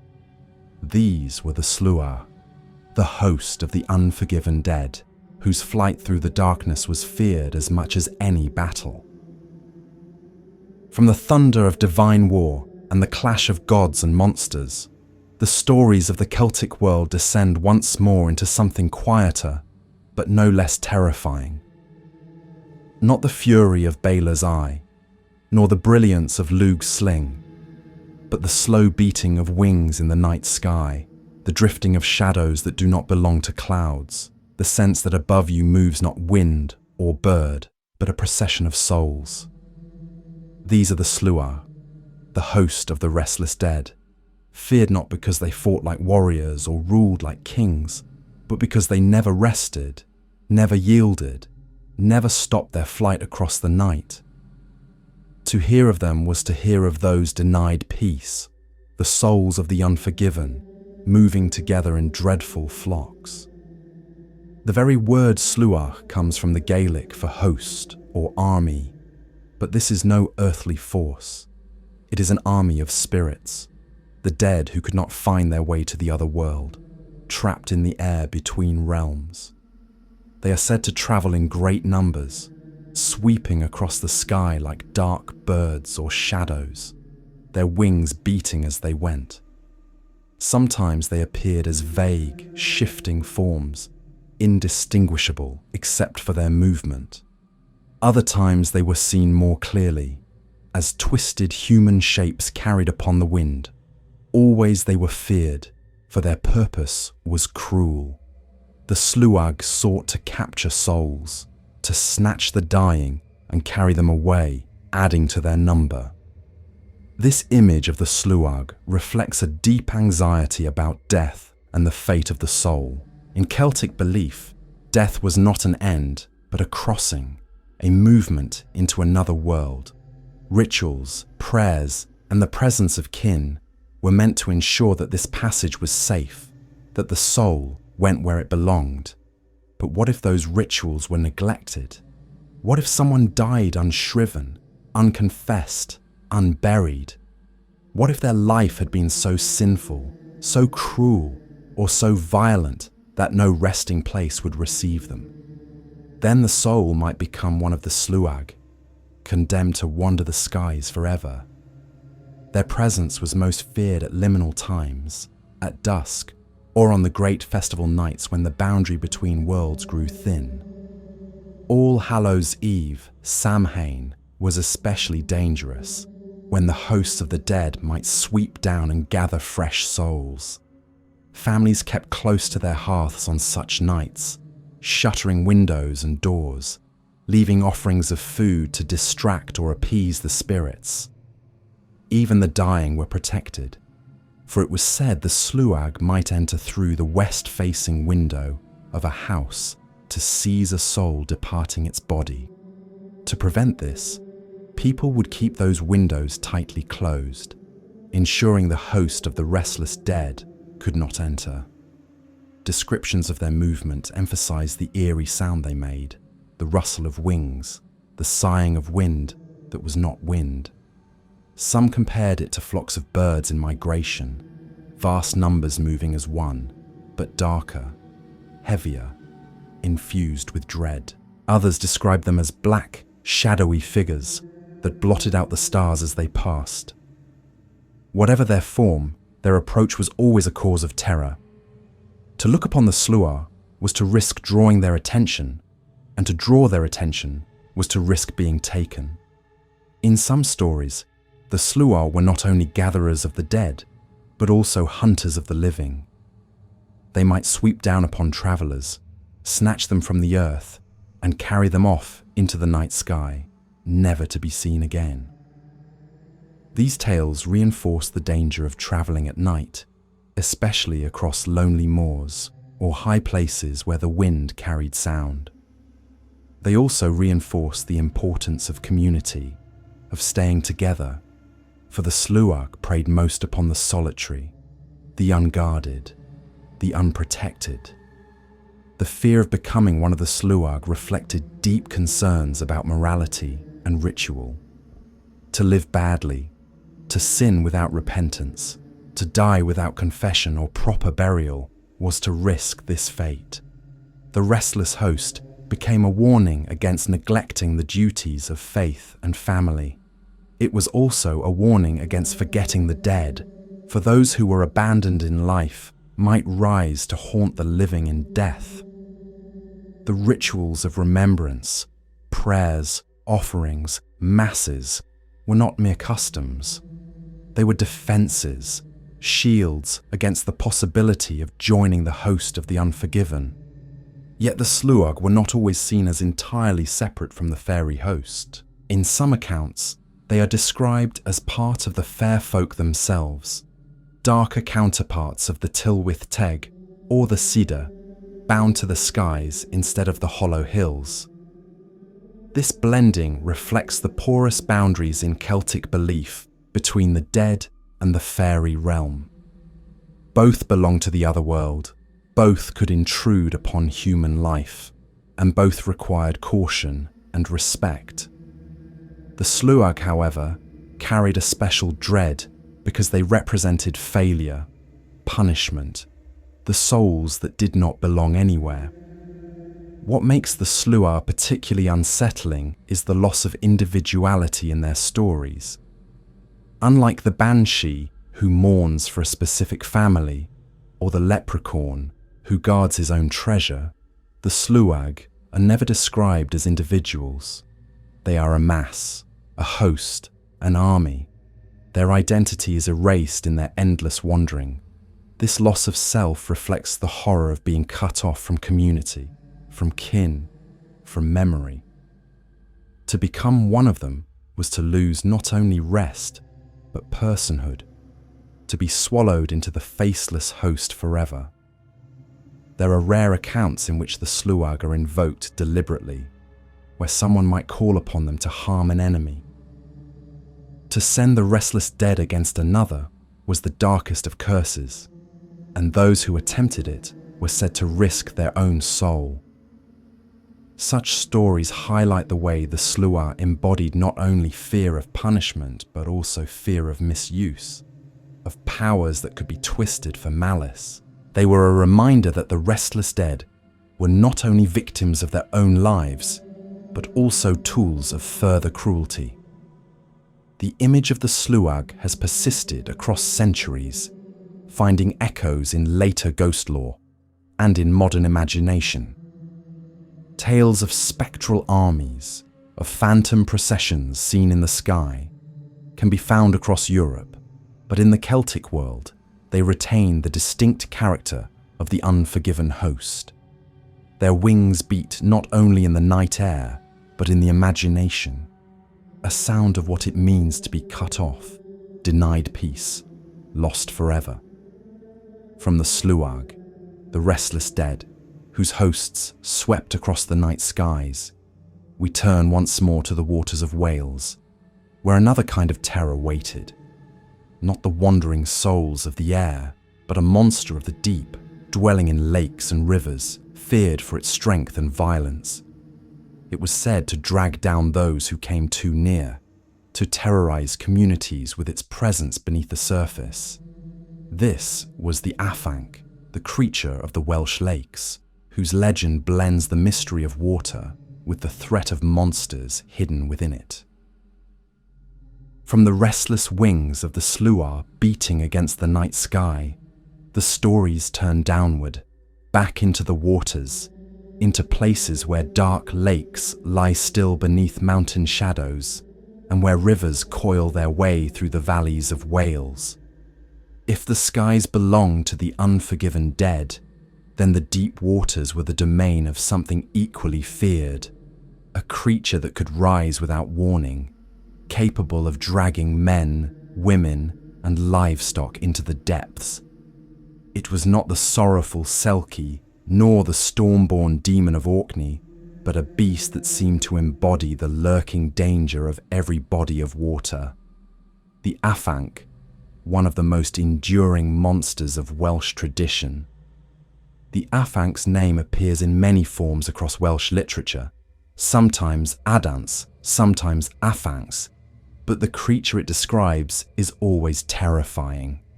Its form is not entirely fixed, and that in itself adds to its unease. Some traditions describe it as resembling a massive crocodile, a lizard-like beast that slithered through the waters. Others imagine it as a giant beaver or otter, an unnatural magnification of animals known to dwell along riversides.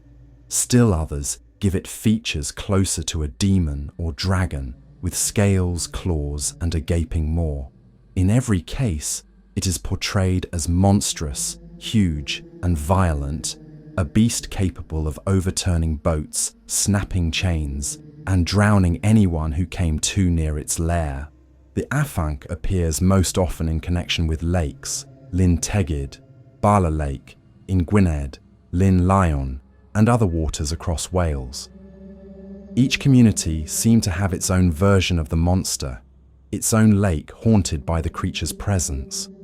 This localization suggests that the Afanc was not simply a single mythical beast, but a way of speaking about the fear of water itself. In rural Wales, where lakes and rivers provided fish, transport, and power for mills, but also claimed countless lives in accidents, the Afanc embodied the peril always present beneath the calm surface of the water. One of the most famous legends of the Afanc tells of how the creature caused terrible destruction by flooding the land. It was said that the monster, thrashing in its anger, once released the waters of Llyn Lyon, drowning whole villages and leaving devastation in its wake. To control the beast, the people attempted to bind it in chains and drag it away, but the Afanc's strength was immense, and each attempt seemed doomed to fail. In some versions, the creature was dragged from its lake, only to break free and return, bringing further ruin in its rage. Heroes and strongmen were often brought into the story to subdue the Afanc. One such tale tells of Hugh Gadarn, a legendary leader of the Welsh people, who alone was strong enough to pull the beast from its waters. With the help of his mighty oxen, Hugh dragged the Afanc from its lake, binding it so that it could no longer bring floods and destruction. In this version, the Afanc becomes not only a monster, but also a symbol of chaos subdued by strength and leadership, a mythic echo of the eternal struggle to bring safety to communities threatened by natural forces. Other versions of the tale introduce a more tragic twist. In one, a maiden is persuaded to soothe the Afanc, lulling it into calm with her beauty or song. While the monster rests upon her lap, the men of the village attempt to bind it. But when the Afanc realizes it has been betrayed, it lashes out, killing the girl in its rage, before returning to its lake. Here, the story carries a darker lesson, that even cunning and beauty cannot safely control forces of nature, and that treachery against such powers only brings ruin. The Afanc's connection to flooding is especially significant in a land where heavy rains could transform rivers overnight, sweeping away homes, livestock, and people. The monster gave a face to this danger, turning impersonal disaster into a being with will and rage. To say, the Afanc broke free was to explain why waters suddenly rose, why destruction came in the night. It turned natural disaster into narrative, making chaos something that could at least be spoken of, if not fully controlled. The creature also appears in medieval Welsh literature, including the Mabinogion, where it is described as a formidable adversary that heroes must face.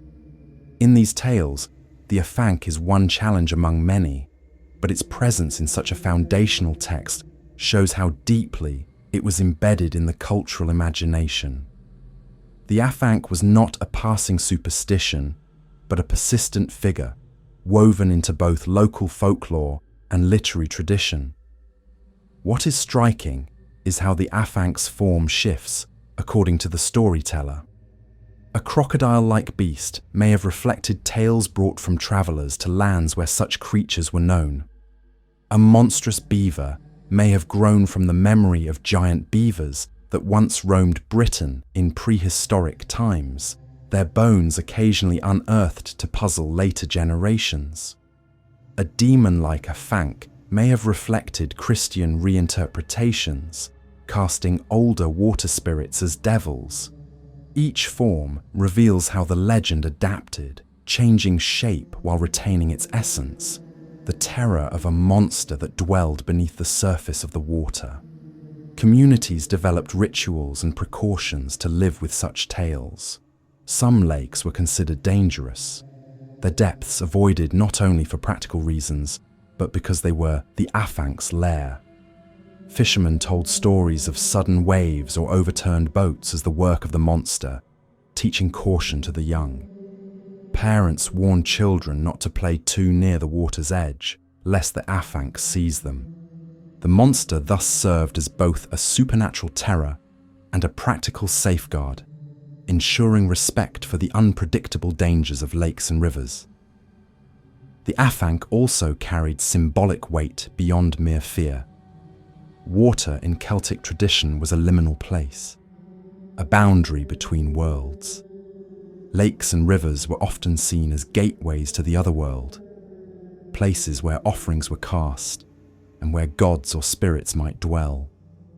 The Afanc, then, could be seen as a guardian of such thresholds, a being that embodied the danger of crossing between realms without respect. To encounter it was to confront not only a beast, but the peril of trespassing into sacred or forbidden spaces. Despite its monstrous reputation, the Afanc was not always seen as entirely malevolent. In some traditions, once subdued, it could be harnessed, its power turned toward protection rather than destruction. Bound by Hu-Gadan, or trapped by cunning, the monster's fury could be contained, symbolizing humanity's ability to wrestle order from chaos. These versions reflect a more hopeful perspective, that even the most dangerous forces of nature could, with effort and unity, be brought under control. Yet the more common view remained one of dread. The Afanc was not a companion, not a helper, but a threat that lurked just beneath the surface, waiting to rise. Its legend reinforced the fragility of safety in a land where the balance between community and catastrophe could shift with a single storm. From the deep, dark lakes of Wales, where the Afanc stirred and drowned whole villages, the folklore turns once more to the banks of rivers, but this time the terror was not a beast that struck with brute force. It was a woman washing clothes at the water's edge, her motions quiet, her presence solitary, but her task filled with dread. She was the washer at the ford, and to see her was to know that death waited nearby. From the dark waters where the Afanc lurked and drowned those who strayed too near, the folklore of the Celtic world leads us once more to the river banks, but this time the terror is quieter, more human in shape, yet no less chilling. Instead of a monstrous beast thrashing in the depths, one might see a lone figure bent over the water, her garments soaked, her hands busy with cloth, her motions slow and deliberate. She is not a fisherwoman, nor a traveller washing clothes for her family.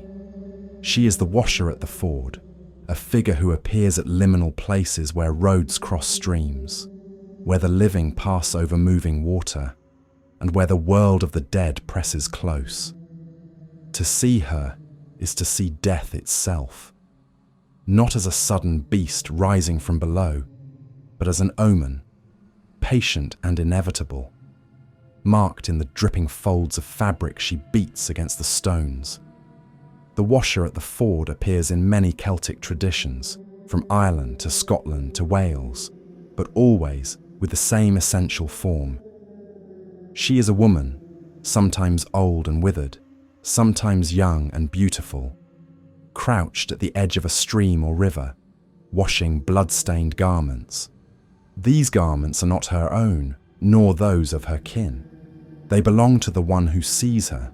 To stumble upon her work is to discover that your fate has already been written, for she is cleansing the clothes you will wear in death. This image carries an immense weight of symbolism. Washing clothes is an ordinary act, familiar in every household. To transform this daily chore into a death omen is to take the mundane and invest it with dread.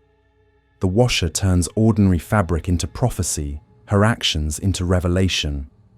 In her, the boundary between domestic life and supernatural fate collapses, reminding listeners that death intrudes everywhere, even into the simplest motions of life. Her presence is most often connected to warriors and battles. In tales from the Ulster cycle, she appears before great conflicts, washing the bloody garments of those who will soon fall. Heroes such as Cuchulainn are said to have encountered her, knowing at once that her appearance meant their doom was near. In these stories, she functions as a grim prophetess, a supernatural figure who reveals not only that death is coming, but who it will claim. She is not cruel in these moments. She does not strike the blow herself. She simply performs her task, indifferent, implacable, embodying the inevitability of mortality in the midst of war. In some versions, the washer at the ford is one of the Morrigan, the great battle goddess of Irish myth. The Morrigan is a complex figure, both protector and destroyer, associated with war, sovereignty, and fate. To encounter the washer in the ford, then, is to meet the goddess herself in her prophetic aspect, foretelling death as part of the larger tapestry of battle and destiny. This connection deepens the washer's role, making her not only an omen, but a divine agent, a fragment of the cosmic machinery of fate. Other traditions describe her as one of the Bean Ni, a specific kind of fairy woman tied to Scotland and the Highlands. The Bean Ni, literally washerwoman, is described as a small, haggard figure with red-rimmed eyes and ragged clothing, crouching at the edge of the stream. She too washes bloody garments, foretelling death. The Bean Ni is said to be particularly connected to certain families, much like the Banshee, appearing to them as a warning of loss. Unlike the Banshee, whose wail is heard from afar, the Bean Ni is encountered directly, her work visible, her presence undeniable. There are stories that suggest interaction with the washer at the ford is possible, though always dangerous. Some accounts claim that if a person manages to sneak up on her and sees her, she may grant wishes or reveal secrets in exchange for her release. Others say that if one can drink the water in which she washes the garments, their death may be delayed or altered. But these tales are rare and uncertain. More often, the washer is untouchable, her work unstoppable, and any attempt to interfere brings only further misfortune. The washer at the ford embodies the theme of liminality in Celtic folklore. She is always found at a crossing, where paths meet water, where thresholds are passed. The ford itself is a symbolic place, neither land nor water, neither here nor there, but between. It is fitting that death's omen should appear there, at the boundary of life and death, performing her endless task. To meet her at such a place is to be reminded that life itself is a crossing, a journey that inevitably ends in death's embrace. The Washer's imagery also reflects the Celtic fascination with women as figures of fate. From the Banshee to the Morrigan, women appear again and again as mediators of death, heralds of destiny, and voices of prophecy. The Washer continues this pattern, but with a quieter, more domestic face. She is not a warrior goddess on the battlefield, but a woman bent over her work, yet her power is no less absolute. Her laundry is the laundry of doom, her task, the weaving of mortality into fabric. What makes her so haunting is her silence. Unlike the Banshee, who wails, or the Cù-Sìth, who bays, the Washer works without speaking. The sound of her presence is not a cry, but the rhythmic slapping of wet cloth against stone, the trickle of water as bloodstains fade into the stream. To hear this sound unexpectedly, to realize what it meant, would be to feel dread seep into one's bones. It is the banality of her motion that makes it unbearable, the knowledge that your death has already been accepted and accounted for in the otherworld's ledger. The Washer at the ford serves as a reminder of how deeply death permeated everyday life in Celtic societies. Battles, raids, feuds, and sudden illness made mortality ever present. To personify it in the figure of a washerwoman was to place it within the context of the ordinary, to domesticate it even as it terrified. Her presence suggests that death is not only on the battlefield, but at the hearth, at the river, in the daily routines of life. She is the uninvited companion of every journey, crouched at the ford where paths must be crossed. Some stories grant her a certain sorrow, portraying her as weary, endlessly repeating the same task. She does not choose who dies. She does not celebrate their passing. She merely washes, bound to her role. In these versions, she becomes a figure of pity as well as fear, trapped in her eternal duty as much as those who encounter her are trapped by their fate. This dimension gives her depth, making her not a monster, but a servant of inevitability, caught in the endless labor of mortality. The Washer at the ford, then, stands as one of the most human yet most haunting figures in Celtic lore. She is not grotesque like the Nuckelavee, not monstrous like the Afanc, not spectral like the Sluagh. She is a woman, familiar in form, but her task transforms her into something terrifying. To see her is to see yourself in death, your garments bloodied, your fate already sealed. From the quiet figure at the river's edge, her hands wringing out the water of destiny, the stories carry us next to the walls of a castle on the Isle of Man, where another spectral beast was said to appear. This was no woman with cloth in her hands, but a great black dog, a guardian and a terror whose presence haunted the halls of Peel Castle. Known as the Moddey Dhoo, it was a phantom hound whose watchful eyes struck fear into all who encountered it. From the silent figure at the river's edge, bent over her bloody laundry, the stories travel across the sea to the Isle of Man, where in the cold stone halls of Peel Castle, another omen of death was said to walk. This was no washerwoman at a ford, no banshee wailing in the night, but a beast whose presence was both terrifying and strangely constant, a phantom dog known as the Moddey Dhoo. For generations, tales of this spectral hound haunted the island, whispered by soldiers, servants, and watchmen who swore they saw its great black form moving through the castle like a silent sentinel. Its name, in the Manx tongue, simply means black dog, yet its legend was far from simple. It was a creature of dread, a guardian of secrets, and a reminder that even the strongest fortress could not keep out the other world. The earliest accounts of the Moddey Dhoo describe it as a massive hound with shaggy black fur, glowing eyes, and a presence that filled the corridors of Peel Castle with unease. Night after night, it was said to appear in the guard room, entering with the quiet certainty of an animal that belonged there, lying by the fire or padding silently across the flagstones. The men on duty grew accustomed to its presence, but they never grew comfortable. Even when it lay still, its eyes gleamed with something that was not natural, and its silence carried the weight of doom. None dared to touch it. None dared to speak of it above a whisper, for all knew that this was no ordinary dog, but a phantom of the other world. The most famous tale of the Moddey Dhoo tells of a soldier who, emboldened by drink and bravado, decided one night that he would follow the Hound as it left the guard room.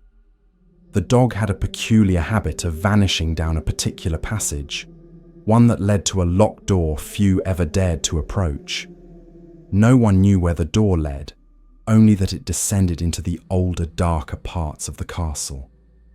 The soldier, mocking his companion's fear, declared that he would discover the truth. He followed the Hound into the passage and shut the door behind him. What happened within was never clearly told. Moments later, those waiting outside heard a scream, a sound of terror so piercing that it froze their blood. When the door finally opened, the soldier stumbled out, pale and trembling, unable to speak. He lingered only a few days after, dying in convulsions, his face forever twisted in horror. Whatever he had seen in that forbidden passage, it was said that the Moddey Dhoo had led him to it, and that knowledge had destroyed him. From that time on, none dared to follow the Hound or enter the passage it guarded.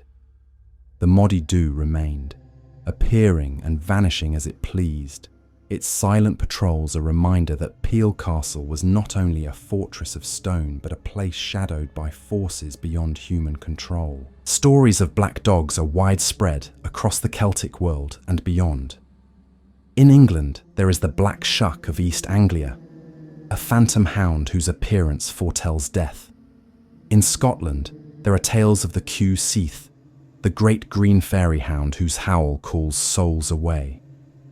The Moddey Dhoo fits within this larger tradition, but has its own unique setting in the halls of Peel Castle, giving it a distinctly Manx identity.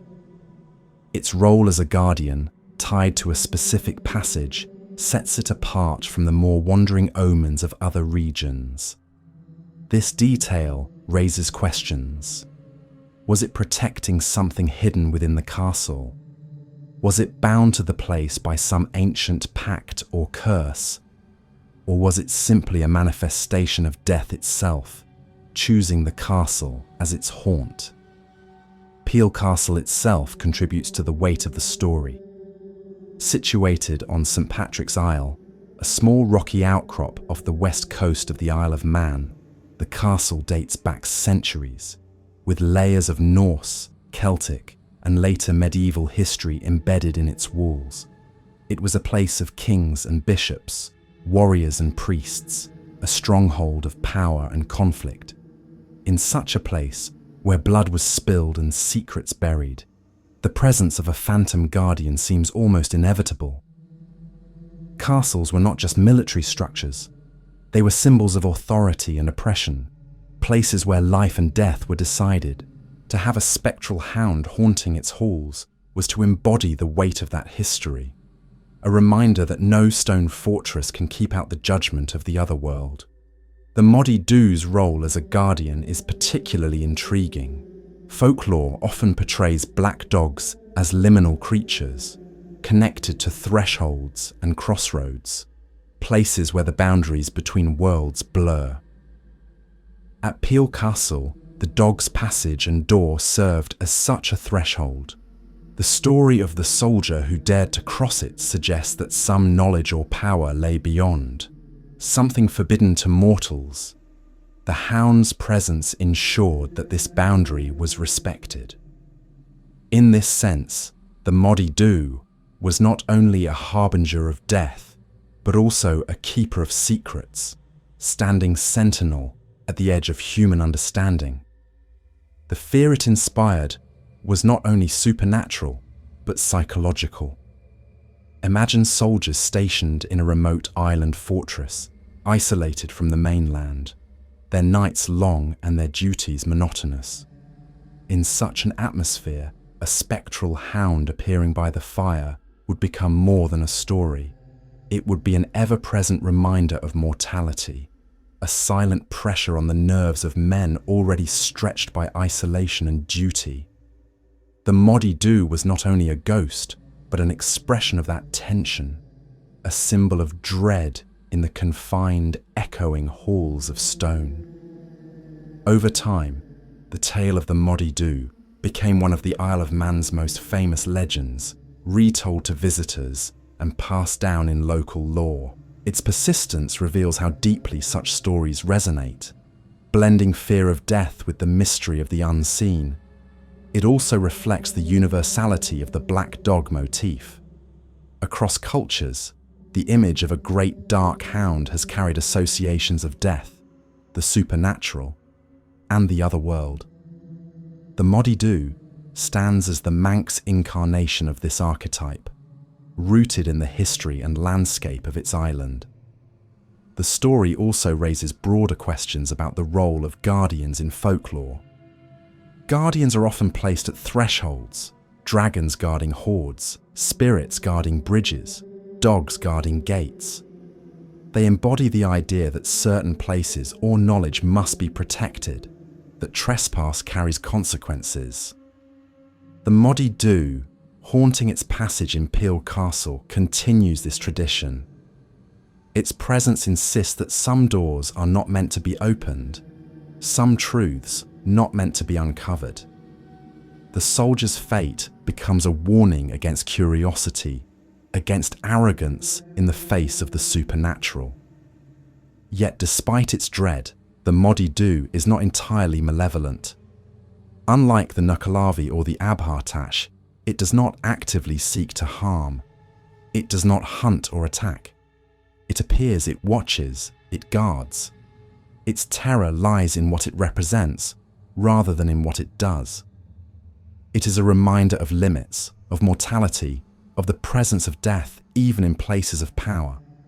In this way, it carries a certain dignity, a role more protective than destructive, even if its protection is edged with fear. From the black hound that haunted the halls of Peel Castle, the folklore moves once more into the forests and hills, where not stone guardians, but wild spirits held sway.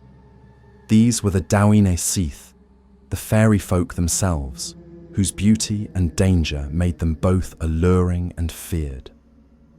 Among them were the Cù-Sìth of Scotland, the people of the mounds, who offered glimpses of wonder, but also carried mortals away into their world, never to return unchanged.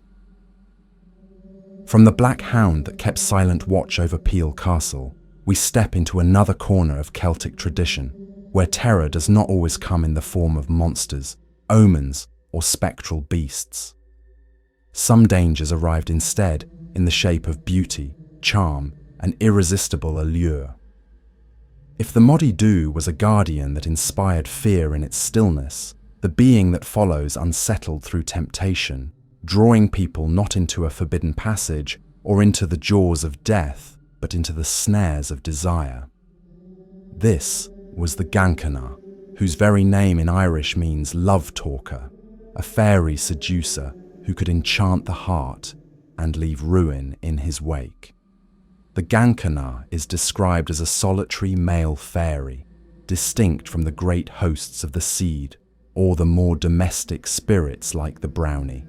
He is no helpful companion nor monstrous foe, but a figure defined by his charm. He appears most often in the guise of a handsome young man, with an air of ease and elegance, sometimes lounging idly, sometimes strolling the hills, always with an indefinable magnetism that drew women to him. In some stories he is said to carry a pipe, not the instrument of music, but a clay pipe for smoking, which he holds carelessly, a mark of his leisurely indifference. He is never hurried, never burdened, always ready with soft words and glances that disarm. The danger of the Gancanagh lies not in claws or fangs, but in the promises of love. He is said to seduce mortal women, appearing to them in lonely places, or even within their homes, whispering devotion, swearing loyalty, stirring passions that could not be resisted. For a time, his attention was intoxicating, a flood of affection unlike anything else. But inevitably, he would vanish, leaving his lovers desolate, consumed by longing that could not be fulfilled. In some tales, the women wasted away from sorrow, pining until they died. In others, they were shamed, abandoned with broken hearts, their reputations destroyed by their encounter with the fairy seducer. The Gancanagh reflects a profound theme in Celtic lore, the peril of fairy love. To love a being of the other world was to risk everything, for fairies were not bound by human codes of loyalty or permanence. Their affections were mercurial, their attentions fleeting, their very presence often destructive to mortals. The Gancanagh is a distilled image of this danger, not violent but devastating. His weapon not force but desire.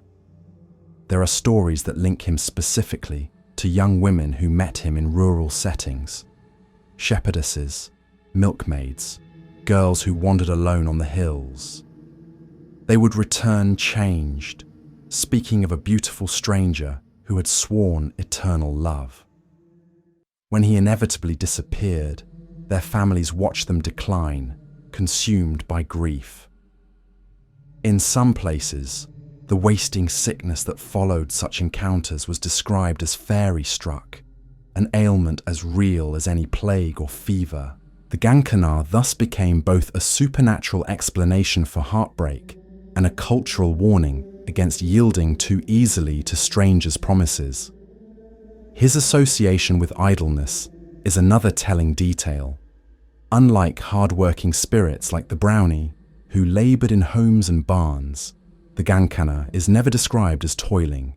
He is idle, wandering, smoking his pipe, indulging only in the art of seduction.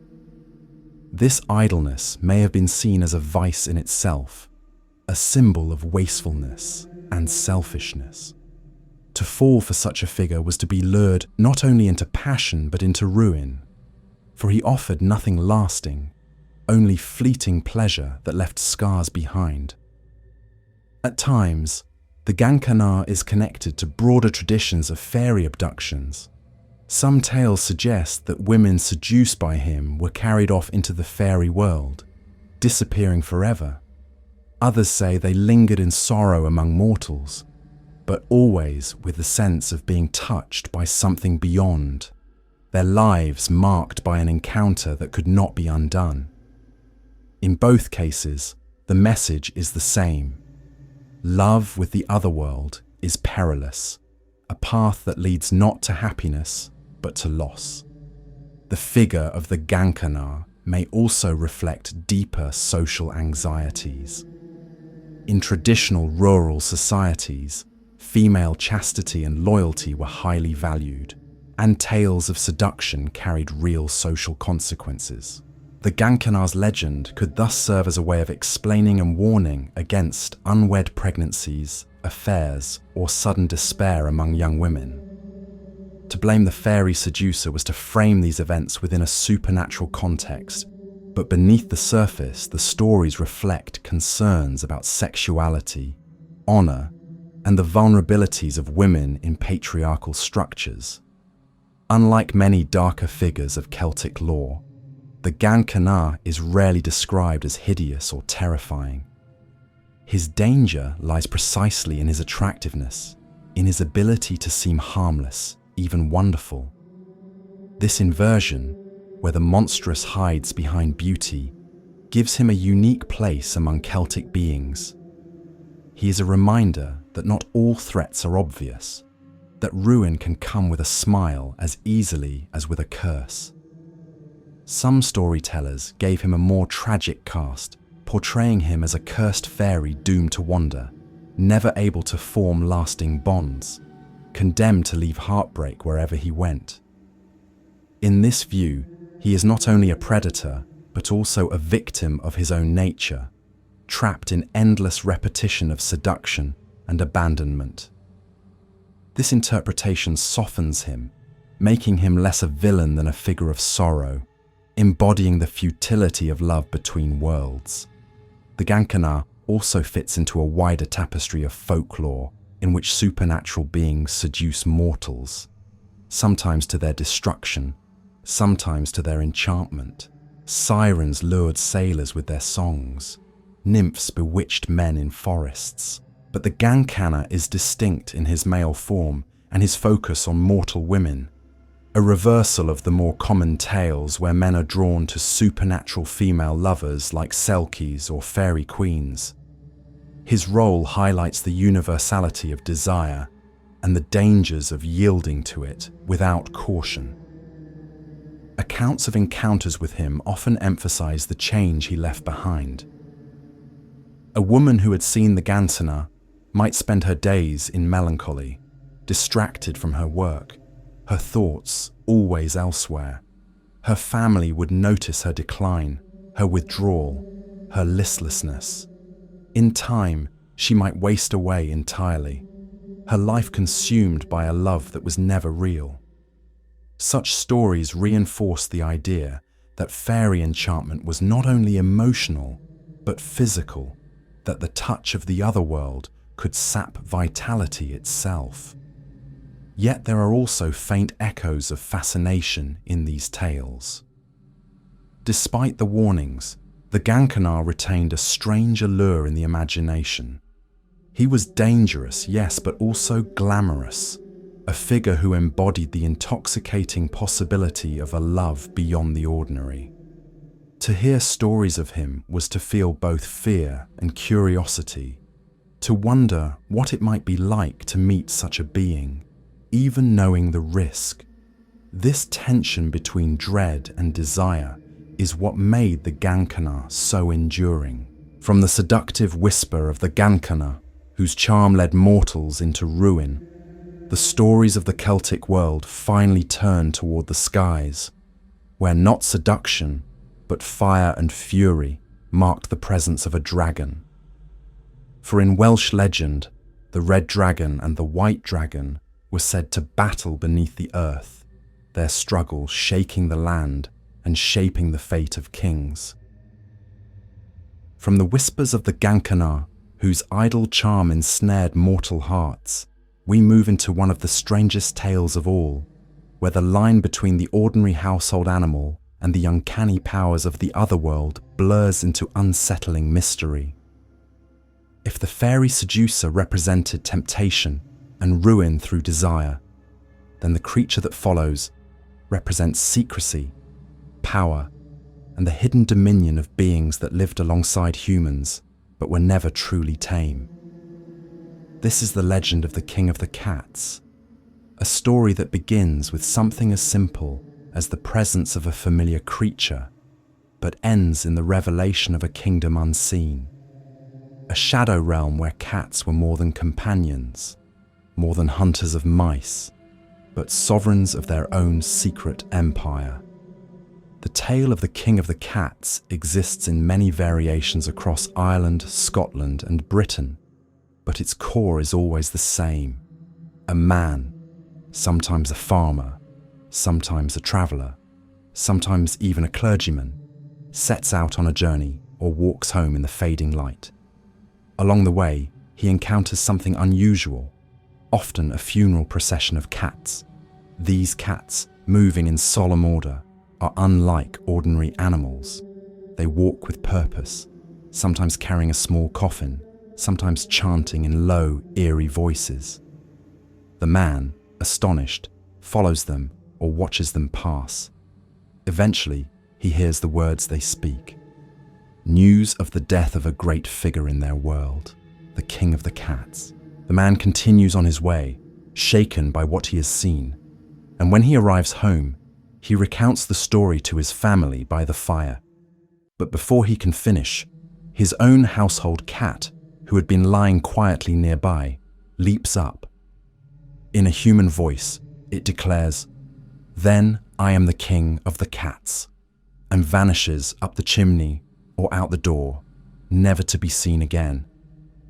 This tale, brief as it seems, holds layers of meaning.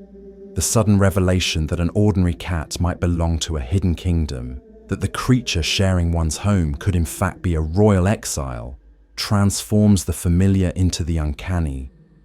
The king of the cats unsettles precisely because it takes what is most domestic, most everyday, the presence of a household cat, and invests it with the deepest strangeness.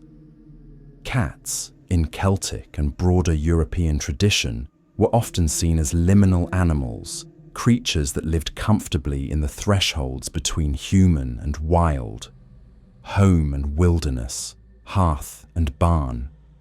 They were indispensable in rural communities for controlling vermin, yet they were never entirely trusted.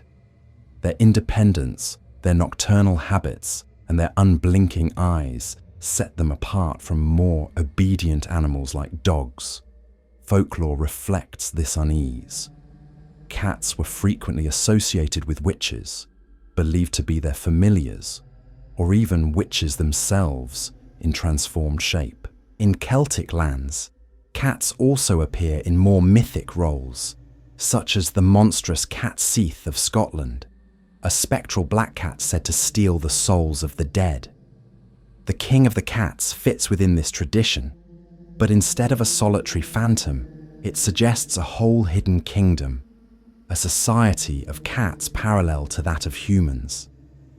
The idea of a secret kingdom of cats taps into ancient anxieties about the unseen. If there is a monarchy among cats, then every ordinary creature might be more than it appears. The cat at the fireside could be a royal spy, a noble in disguise, a watcher from another world.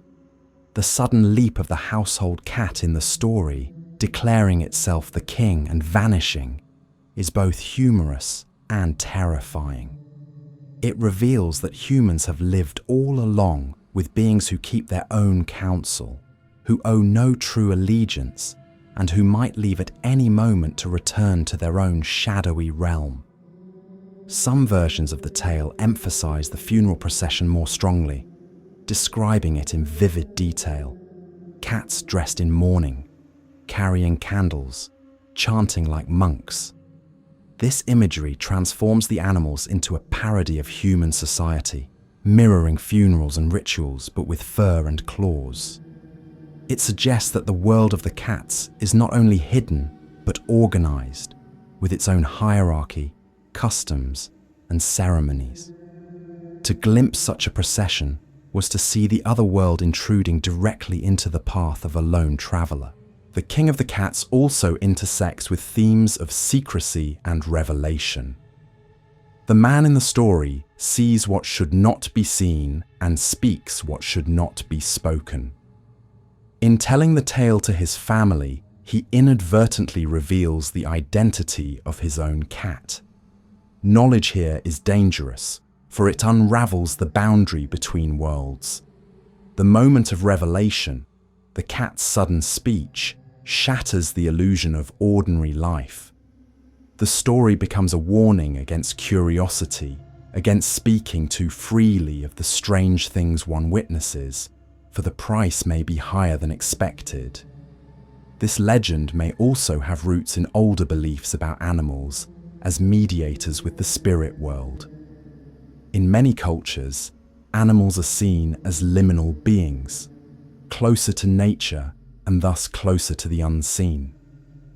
Cats, with their independence and nocturnal vision, were particularly suited to this role. To imagine them as having their own kingdom was to acknowledge their mystery, to grant them a power equal to their unsettling presence in daily life. On the Isle of Man, cats hold a special place in folklore, most famously in the legend of the tailless Manx cat. Stories of magical or unusual cats were common, and the king of the cats may have flourished there as part of this wider tradition. Across Ireland and Scotland too, cats were bound to the supernatural, whether as omens, familiars, or rulers of hidden realms. What makes the King of the Cat's tale endure is its simplicity combined with its shock. The story takes only a moment to tell, yet it lingers in the imagination. It requires no monstrous detail, no elaborate curse. The entire weight of its power rests in the sudden transformation of the familiar into the uncanny, the leap of the household cat into the unknown.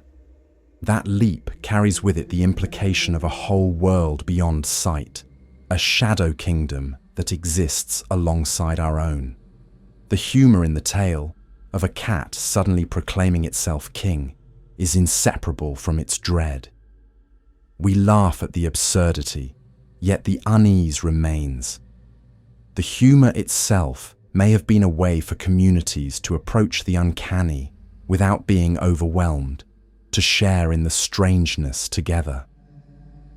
But beneath the laughter lies the recognition that the ordinary is never fully safe, that even the smallest creature might conceal a secret sovereignty.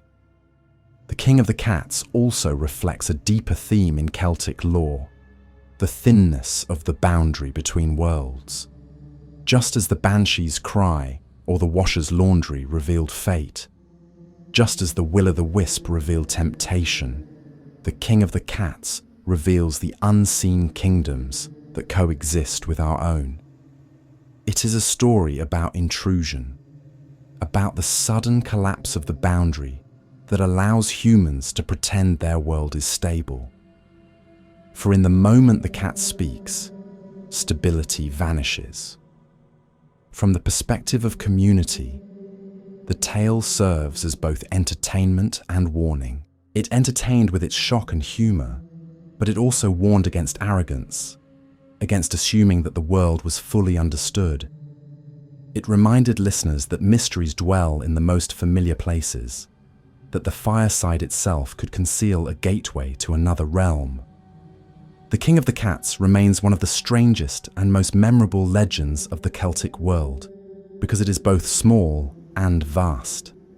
Small in its setting, involving only a man, his family, and a cat by the fire.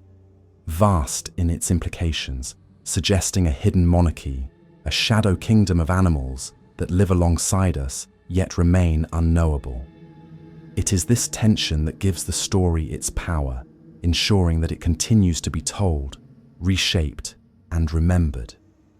From the King of the Cats, the strange ruler of a secret realm glimpsed only in fleeting moments, the stories of Celtic folklore stretch onward, carrying with them the sense that every creature, every place, every sound in the night might be more than it seems, part of a larger world that lies just beyond the edge of sight.